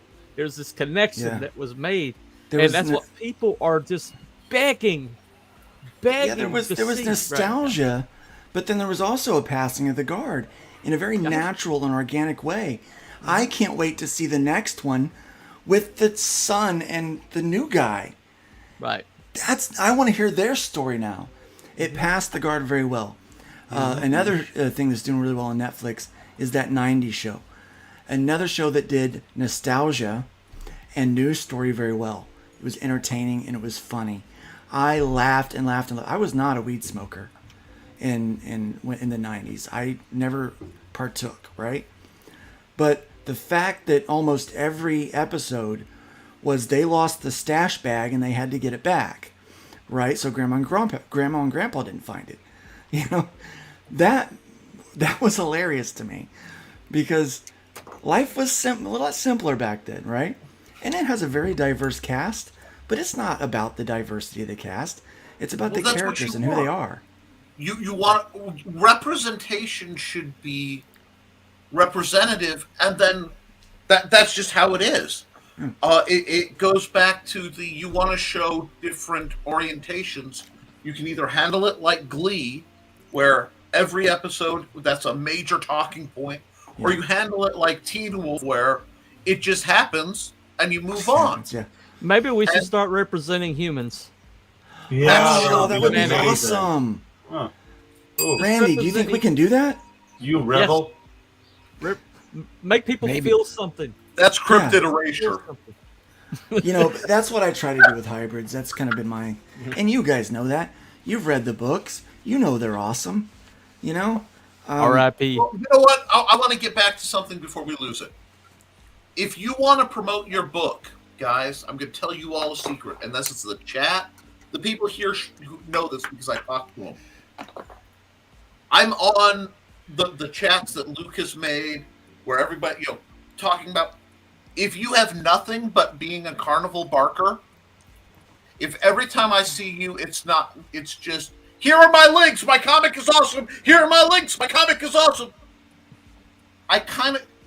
We call it denozoing because it's what Gibbs would do to denozo on NCIS, that just donk, there's no malice in it, but just let me reset your brain for a second.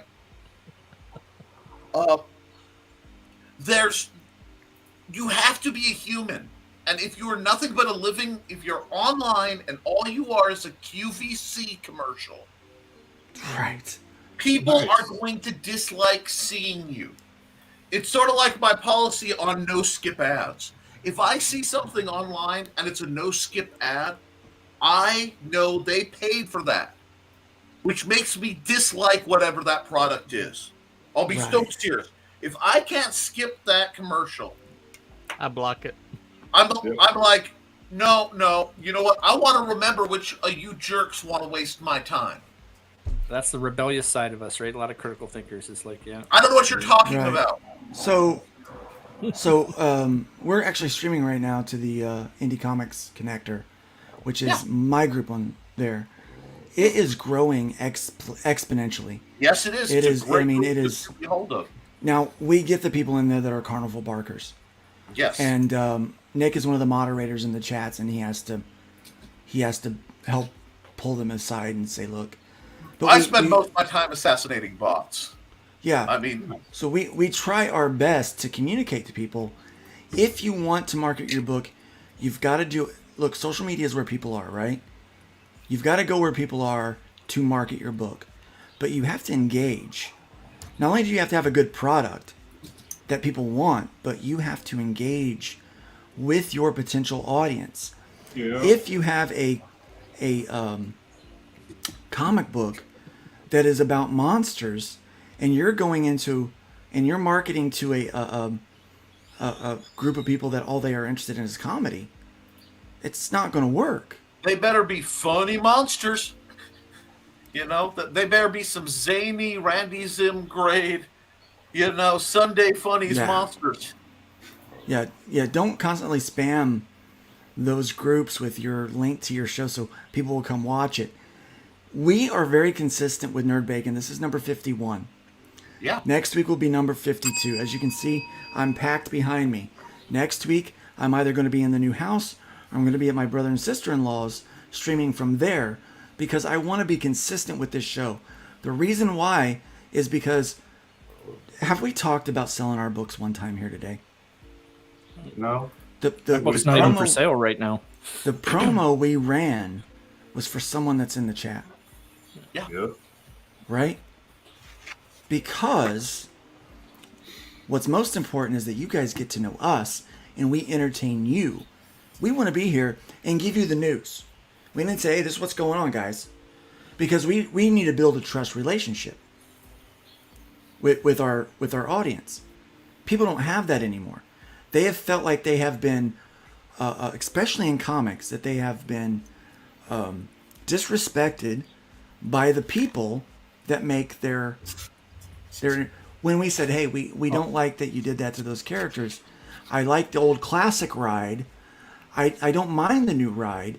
But if you could just make something new and leave my old one so I can ride both, that would be great. Oh, well, Can I just say it's not just feel? I've actually had my local comics community tell me I'm not welcome and to go away because of my beliefs. So yeah. Well, there you go. I'm glad, Glenn. 'Cause that's our purpose. No, I'm serious. Our purpose is to entertain and educate. And that's what I do on my shows. I want to elevate, educate, and entertain. It's British. It's British. It's at. Yeah. It's either laughing at or laughing with. Either way, it doesn't matter. As long as you're laughing. Up to watch hours. Yeah, as long as you're laughing, you're welcome. I'll tell you, this show gets great playback numbers. It really does. Oh, nice. Like, we've been the last several weeks we've been hitting over 100 total views. And World Racing is quoting Malcolm X. And I consider that cultural appropriation. I don't know. Okay. Sorry. I can't stay in this character. Yeah. I hate it. I can't stay this character. He's trying so hard. He's trying to be the troll. Yeah. It's not working. Oh, man. There's some other news going on. But maybe we'll talk about that next week. Let's see what's going to happen. Yeah. I know right now, I think Blue Tide. Voo. Yes, Voo. What? My heart was for Glenn. I don't know what you're referring to. Are people eating what Blue Tide? Is it? They're going after Gymshock because they feel like Gymshock is very close to one of their characters that they published, and it looks there's a lot of similarities. A lot of similarities, yeah, like a lot. Like an uncomfortable amount of similarities. So I'm not sure how that's going to work out for Mandy. But here's the one thing that no one's really linked. They upset a group that used to be a part of CG, who we all know. I'm not going to mention who they are. Yeah. So they recently mocked them, and conveniently this came out shortly thereafter. I don't think there's such a thing as coincidences. No, I know you're talking. I'm not afraid to mention the names. All of the negative press that the CG people had for a long time was the war campaign people. I judiciously block anyone that has WC or war campaign in their profiles. They are militant, obviously. Don't name war campaign, which I don't believe comic books should be militant. I'm not at war with anyone, and I'm not beholden to anyone. I don't depend on anyone. I want to make comic books, and I enjoy good stories and good characters, and that's what I'm going to do, and I'm going to buy one, and I'm going to read one, whether you are conservative or liberal or straight or gay or man or woman or Christian or Muslim. I don't care. If you write a good story and have an interesting character, I will I will buy it. I know it bores you, but this is not drama. No. I'm writing it because this is what they want. Just Me take too. a breath. All these twits. Yeah. Well, I know nothing about what's going on one way or another. We were just talking about marketing. All this drama that people whip out at each other, that's exactly, it's marketing, and it's trying to destroy others to build each other up. But They no, don't this deserve our is more time than that. other This than is to more go, than well, that. that's true. This is more than that. Because Gymshock, we just saw on there, made $90-some thousand, right? $92,000. Yep. $92,000. The book in question did not make this kind of money. It did not make this kind of money at all. Right? No. And Dale Keown is doing some interiors for this book. The great Dale Keown. And they're showing off some of the pages. And it's blowing up. Because Dale Keown's an amazing artist. He did the cover. And Dale Keown could crap in a box and somebody would buy it. Absolutely. Whether people like Mandy Summers or not, here's the deal. Mandy has a great hustle going on. She has worked hard. Whether you think she's got talent or not, that's not our debate. She has worked hard. She has made a place for herself. And she is creating more books than the people complaining about her. The problem is she's marketed way better than the other people. And so now they want, whether the similarities are intentional or completely coincidental, we'll let lawsuits figure that out. We'll talk about that. We'll see where that goes. Mm-hmm. But what started it was marketing. Because one book did better than the other. And the reason why there's drama is because one person is making money and another person is not. That's what it all comes down to, guys. It's true. It's... Well, I touched about it, I think, in one of the chats that somebody took a couple of my ideas. Like, you can't prove that stuff, right? You can't prove if their idea was based on yours or it was just a parallel idea. But at the end of the day, if it's, you know what I mean? If you have a good product and a great product and you're marketing and you're selling, it shouldn't matter. It shouldn't matter if my superhero looks exactly like yours, but yours is in a red and green costume and mine is in a blue and yellow costume. Right. If I'm doing a good enough story and I'm marketing it properly and people are loving it and people want more, it'll grow, right? So, when we were running Rift Riders, we have a trademark on the name Rift Riders, right? We had ran Rift Riders in the back with a different artist. Same story, different artist. Preview on issue 1 of Hybrids released through Arrow Comics. When I woke up, I didn't realize that, because I was sick at the time, somebody else had a book on Kickstarter called Rift Riders. It was brought to my attention after we were getting ready to launch the Rift Riders campaign. So he actually reached out to me saying, "Oh, we might have a problem." And I said, "Yeah, I was just going to let it go because I saw the numbers you did. They weren't going to affect my numbers. Our markets are different. I understood that it was completely coincidental." Right? So we talked about it. I said, "Look, I had the first publishing of it. I do have a copyright. I also have a trademark for it." So he was like, "Oh, well," and he did the right thing. He was like, "Well, is it okay if I go ahead and publish this book with the name Rift Riders?" I said, "Absolutely. I'm not worried about it at all." And he's changing the title slightly for a second issue. Not a problem. And his book looked good. I'm kind of upset that it was crowdfunding while I was out, because I would like to read the book. It seems fun and interesting, right? But that's what you do. You work out those things. And unfortunately, the thing with Gymshock, the response is F off. And it's like, I don't know where that's going to... But when you deal with these people that complain all the time about your success, really, the answer usually is your default is F off. And I didn't understand that at first until I started getting hate mail, because I'm starting a website and I'm had a book that made 10 grand. I am still, when you look at those charts, I am still pretty low at the bottom. I'm in the bottom section of what I make on average. But because I have a platform with 4,000 subscribers on my YouTube, and we get, my videos get 100 or so, sometimes 1,000 or so views if I'm lucky, that alone is enough to cause rage in people because they don't even have that, right? Mm-hmm. And they come at you. So the more you make your way in any industry, the crabs will come at you. And normally the best way to deal with a crab is to say F off, right? So we'll see how that turns out. I look forward to talking about that more because I don't think it's just drama. I think it's something that is in our industry that we should talk about and we could cover. It's news, right? Mm-hmm. I don't want anyone to say, oh, well, you just cover mainstream stuff. You don't cover any of the stuff happening in indie.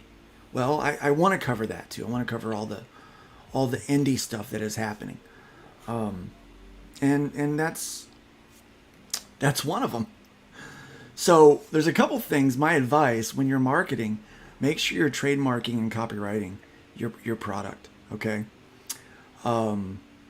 If it's close or similar to someone else's, have a conversation with them and figure out if there's any overlap.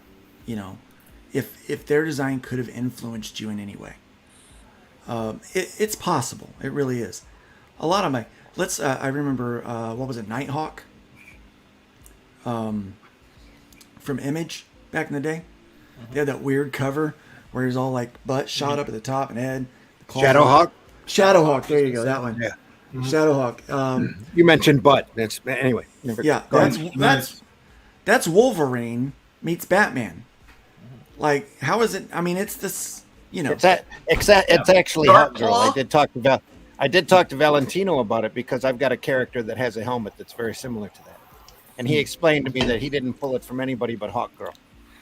Right. So it is worthwhile for people to actually read what is copyright and what like how it all works. Like when it comes time to sue someone, so only the creator of an IP can sue another creator of an IP. So when people come up and you stole this and you stole that, well, if you're not even the creator, it's none of your business. Quite frankly, it's if the person who owns the IP has a direct problem with the other person. Yeah, exactly. So but fair warning, when you do figure out this marketing game, which I'm not going to pretend to have any ideas on really what to do. If I do something that works, I'll tell you. But the thing is, we have to be creative. That's the point, is being creative. Finding your way. I talk about this guy that does Homeless Homeboy all the time. He dresses up as Homeless Homeboy. He's actually gotten to the point where he lost weight and is working out so he can look the part. It's not a self-insert, but he's trying to make himself that. There is no way I could do that unless I try to be Rev. I could probably do Rev. I could not do Trash Man. I would love to. Right now during this move, I wish I was Trash Man. But he goes out dressed as his main character, and he sells his comic off of his trunk at supermarkets and convenience stores. He is reaching new readers in his community. My gosh, the hustle, the creativity of him doing that. That's the kind of marketing we have to do, guys. We can't just sit, because as we look at those numbers, as we're given the news for 2023, the start, the thing that shocked me the most was this was 125 hand-picked stores from the 3,000 plus. Whenever they say 3,000 plus, it's not much more than 3,000. The 3,000 stores worldwide that sell U.S. comics. Worldwide. There used to be 3,000 stores in the U.S. that sold comics. 9,000. How many stores worldwide sell manga? I can't even count it. 9,000 worldwide sell manga? Wouldn't know. I think that's way because off. it's all over the place. Probably millions of stores It's everywhere. Well, Five Below. That's part of the point I wanted to make. When people get mad about American comics not keeping up with manga, we're not in a lot of markets. We're not being promoted in a lot of markets. We're not being promoted in our markets. No, we're not. So that is a huge part of why it's not working. And look at the numbers look at the numbers that the CG books were doing, right? Even with their limited marketing, they're marketing to the same pool of customers all the time. They're getting on the same shows. They're going around to the same networks. They're not branching out that much. That pool is expanding all the time. It is expanding because new readers are coming in. But it's still just one pool. I mean, there are creators that are going out, but right, yeah. So we're bringing people to the pool, so that market grows a little bit, but it's still fairly internalized. Come on, which is what I keep preaching. We can't just keep going to the same. We can't just keep going to the same. We're fighting 30 years of Pavlovian training too, to retailers, to the direct market, to comic readers. That's where it's solidly an uphill battle, and it's really sad when you look at comics history, which I love looking at comics history, to see the audience there for comics, and that's something I learned doing the Flint Comics newspaper. People out there love comics. They love all kinds of comics, every type of comics. If they can read it and be entertained by it, they love it. And if it's accessible, they love it. And that's the real key, not just marketing, but accessibility. We have to come up with some new and inventive ways of getting out there in front of more eyes that don't normally read comics, and they would if they knew how great comics are, if they knew what we know. The audience would File expand 13, exponentially. absolutely. Go for it. In fact, we'll come on your stream and talk about our stuff. Yeah, we promote our stuff all the time. Yeah, trust me, those guys are fun. Wiki Fever and File 13 and those guys are the best show in CG right now. They're hilarious. I would love to come on your show. They're only 72 subs, and that is a shame. But after, we'll do some cross promotion. We'll work on some cross promotion. Let's talk. Maybe File 13 message Add them to the Luke. Add them to the network. Yeah, we'll bring you in. Here's the thing, guys. It is now 6 minutes after 11. I have got to go. Oh. Because as soon as I sign off, can I have one? Go for it, Nick. I know you want to take my piano last, but I do have to answer something because I've been getting DMs.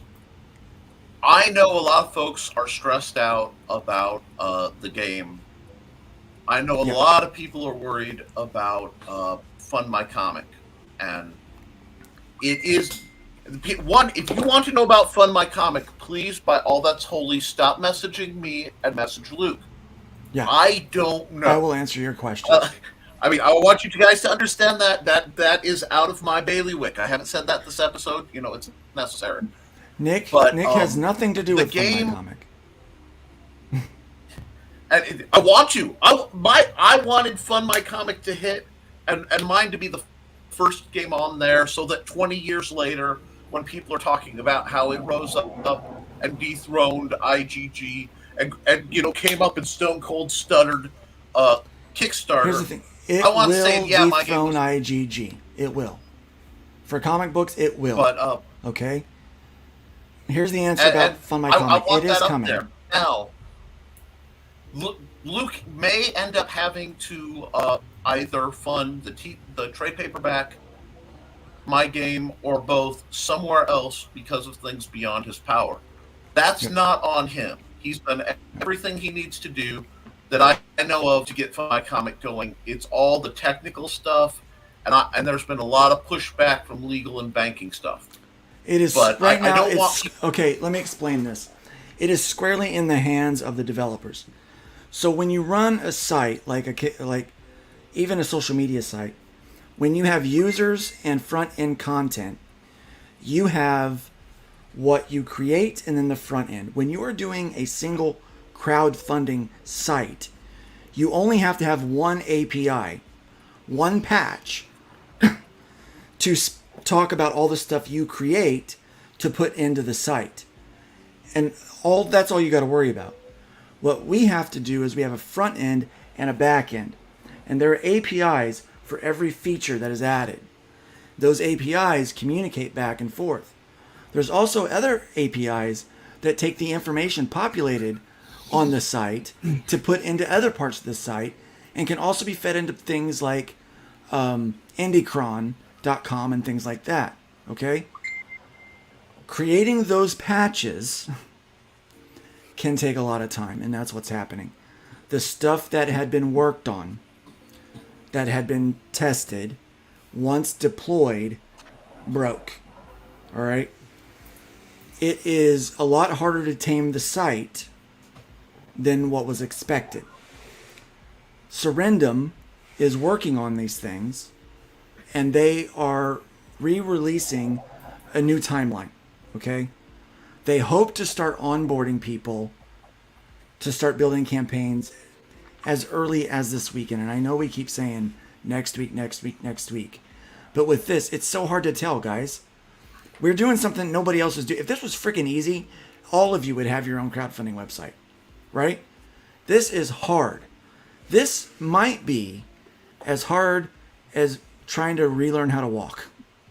You know, when it comes to if I'm gonna weigh those two things out, making this work right for the number of users we anticipate is not something that happens. I mean, look, there was a website that I was using, another company that had it.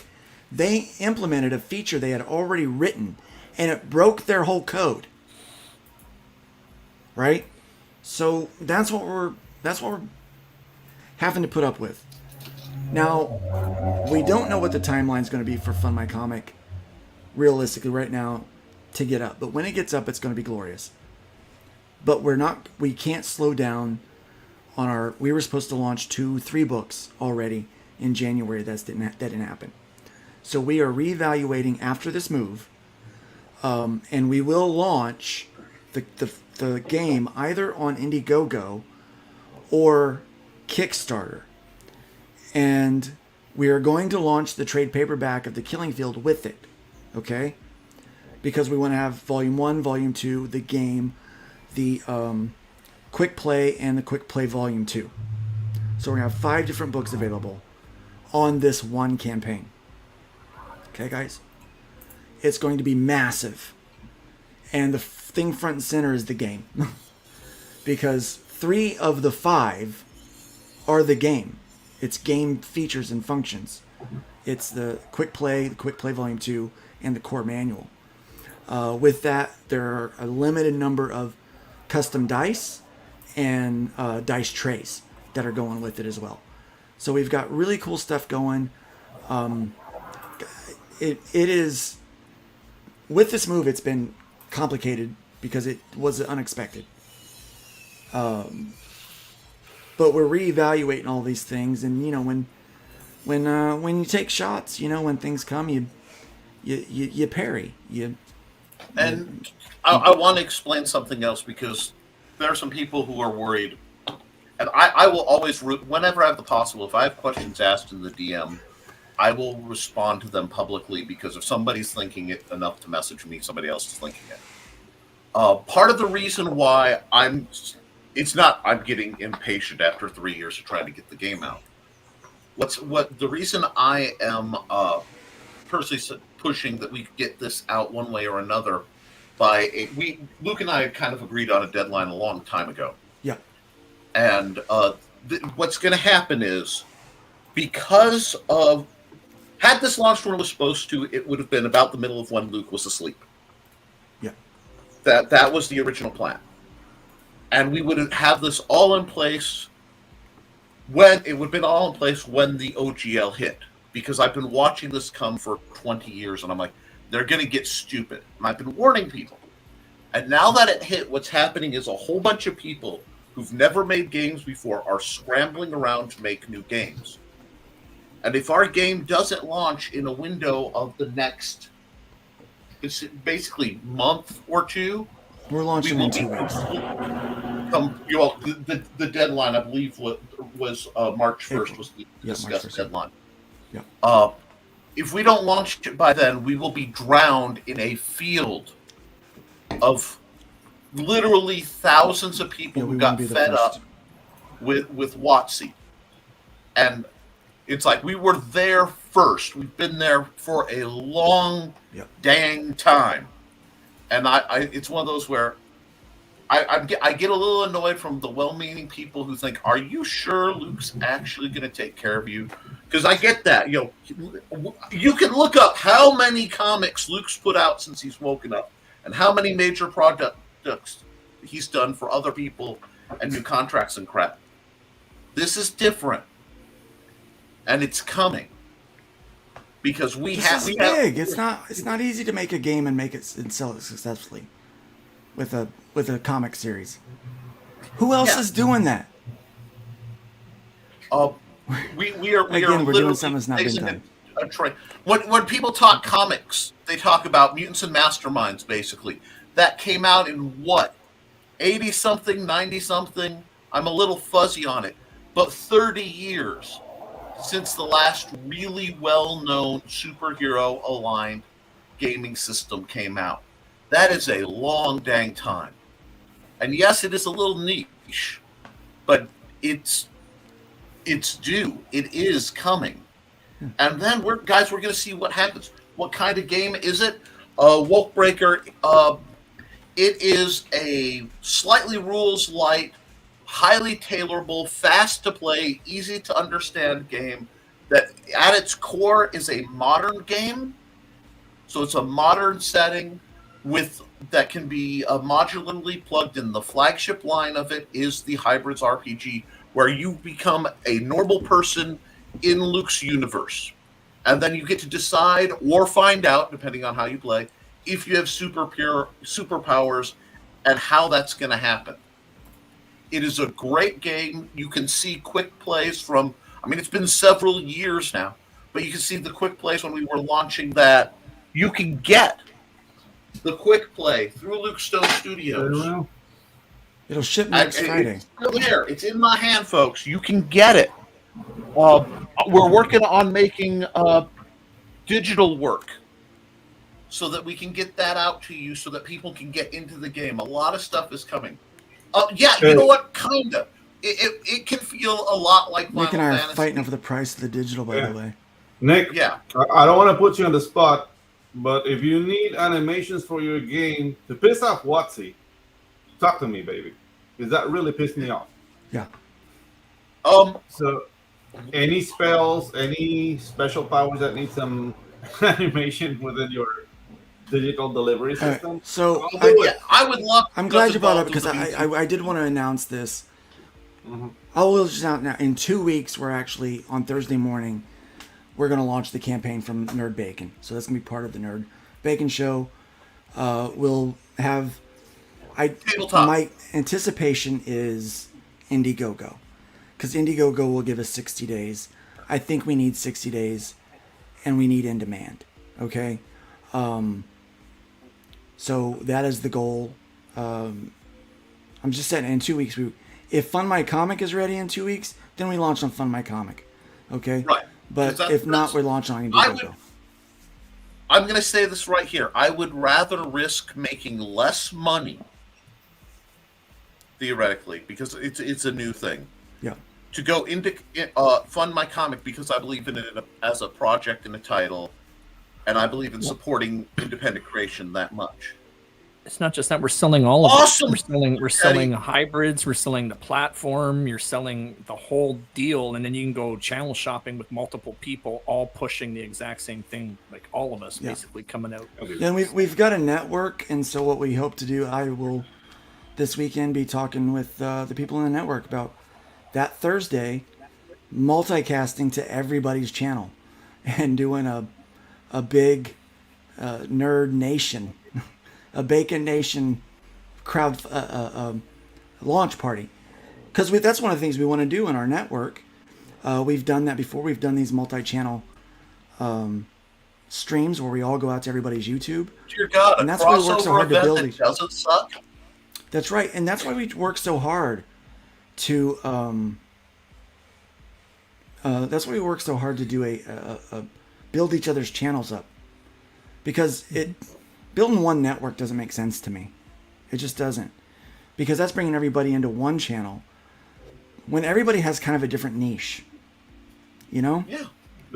So build up theirs, and then do these once in an occasion, multi-streams, simulcast that reach a larger audience for someone's book, and helps them get ahead a little bit. But having said that, it is now. Oh, by the way, after. coming this, I haven't told Luke this, but coming this summer, to the lead up to community service launching, I'm working on the idea right now of a writers like a seminar with multiple channels, multiple writers following different topics. I'm talking to some people right now. That's a great project. It wasn't the one I was hoping you were plugging. Yep. Dang it. I'll plug community service. So I will. So. Yeah, we gotta get that going too. Nick is a very talented game developer. Writers rule. What? I'm sorry. I'm working on it. Yeah. As soon as Buddy gets freed up, we're going to work on it. All right, guys. All right, guys. I'm ending the stream. Whether you're talking or not, I'm hitting the button. All right. Okay. It is time to go, guys. Remember, check out everybody's stuff here. Goodbye, Pedro's doing great things. Craig's doing great things. His book will be available to purchase here again soon. We are very soon. Arrow Comics will be releasing a breakout issue of Soltac #1. So not the first volume, but another one. There is a special tier launching. You can get Arrow tier package 1 and package 2 on the Chrome Dog campaign that launches on Indiegogo on Friday. I like that. Everybody's got great books. Everybody's got stuff coming. You know what? I really love comic books. I think they're awesome. Comics are awesome. I'm going to go out and buy some more. Okay. And I think you... I think you should too. So remember, guys, hybrids. If you buy from the store, everything is packed. I will be unpacking the shipment center next Thursday, right after Nerd Bacon. I will be getting that, so everything that's ordered from Luke Stone Studios and Arrow Comic, unless Randy has the books. Unless I have it, then I'll ship it myself. Unless you have it, then you'll ship it. But if it's something that I have, that will all ship out next Friday. Next Friday, all those packages will go out, okay? All right, guys. Have a great day. Remember, build up more than you tear down. Do something good for somebody. Make someone's life just a little bit better. Leave the wood pile higher than you can find it. And you know what I'm going to say. Be careful out there. Let's be careful out there. Let's be careful out there. Let's be careful out there.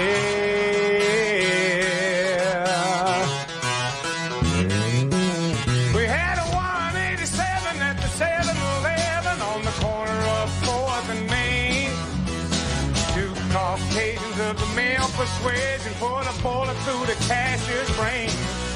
Moving on, I see a 211, half a dozen 459, 218 W's a GTA, several miscellaneous crimes.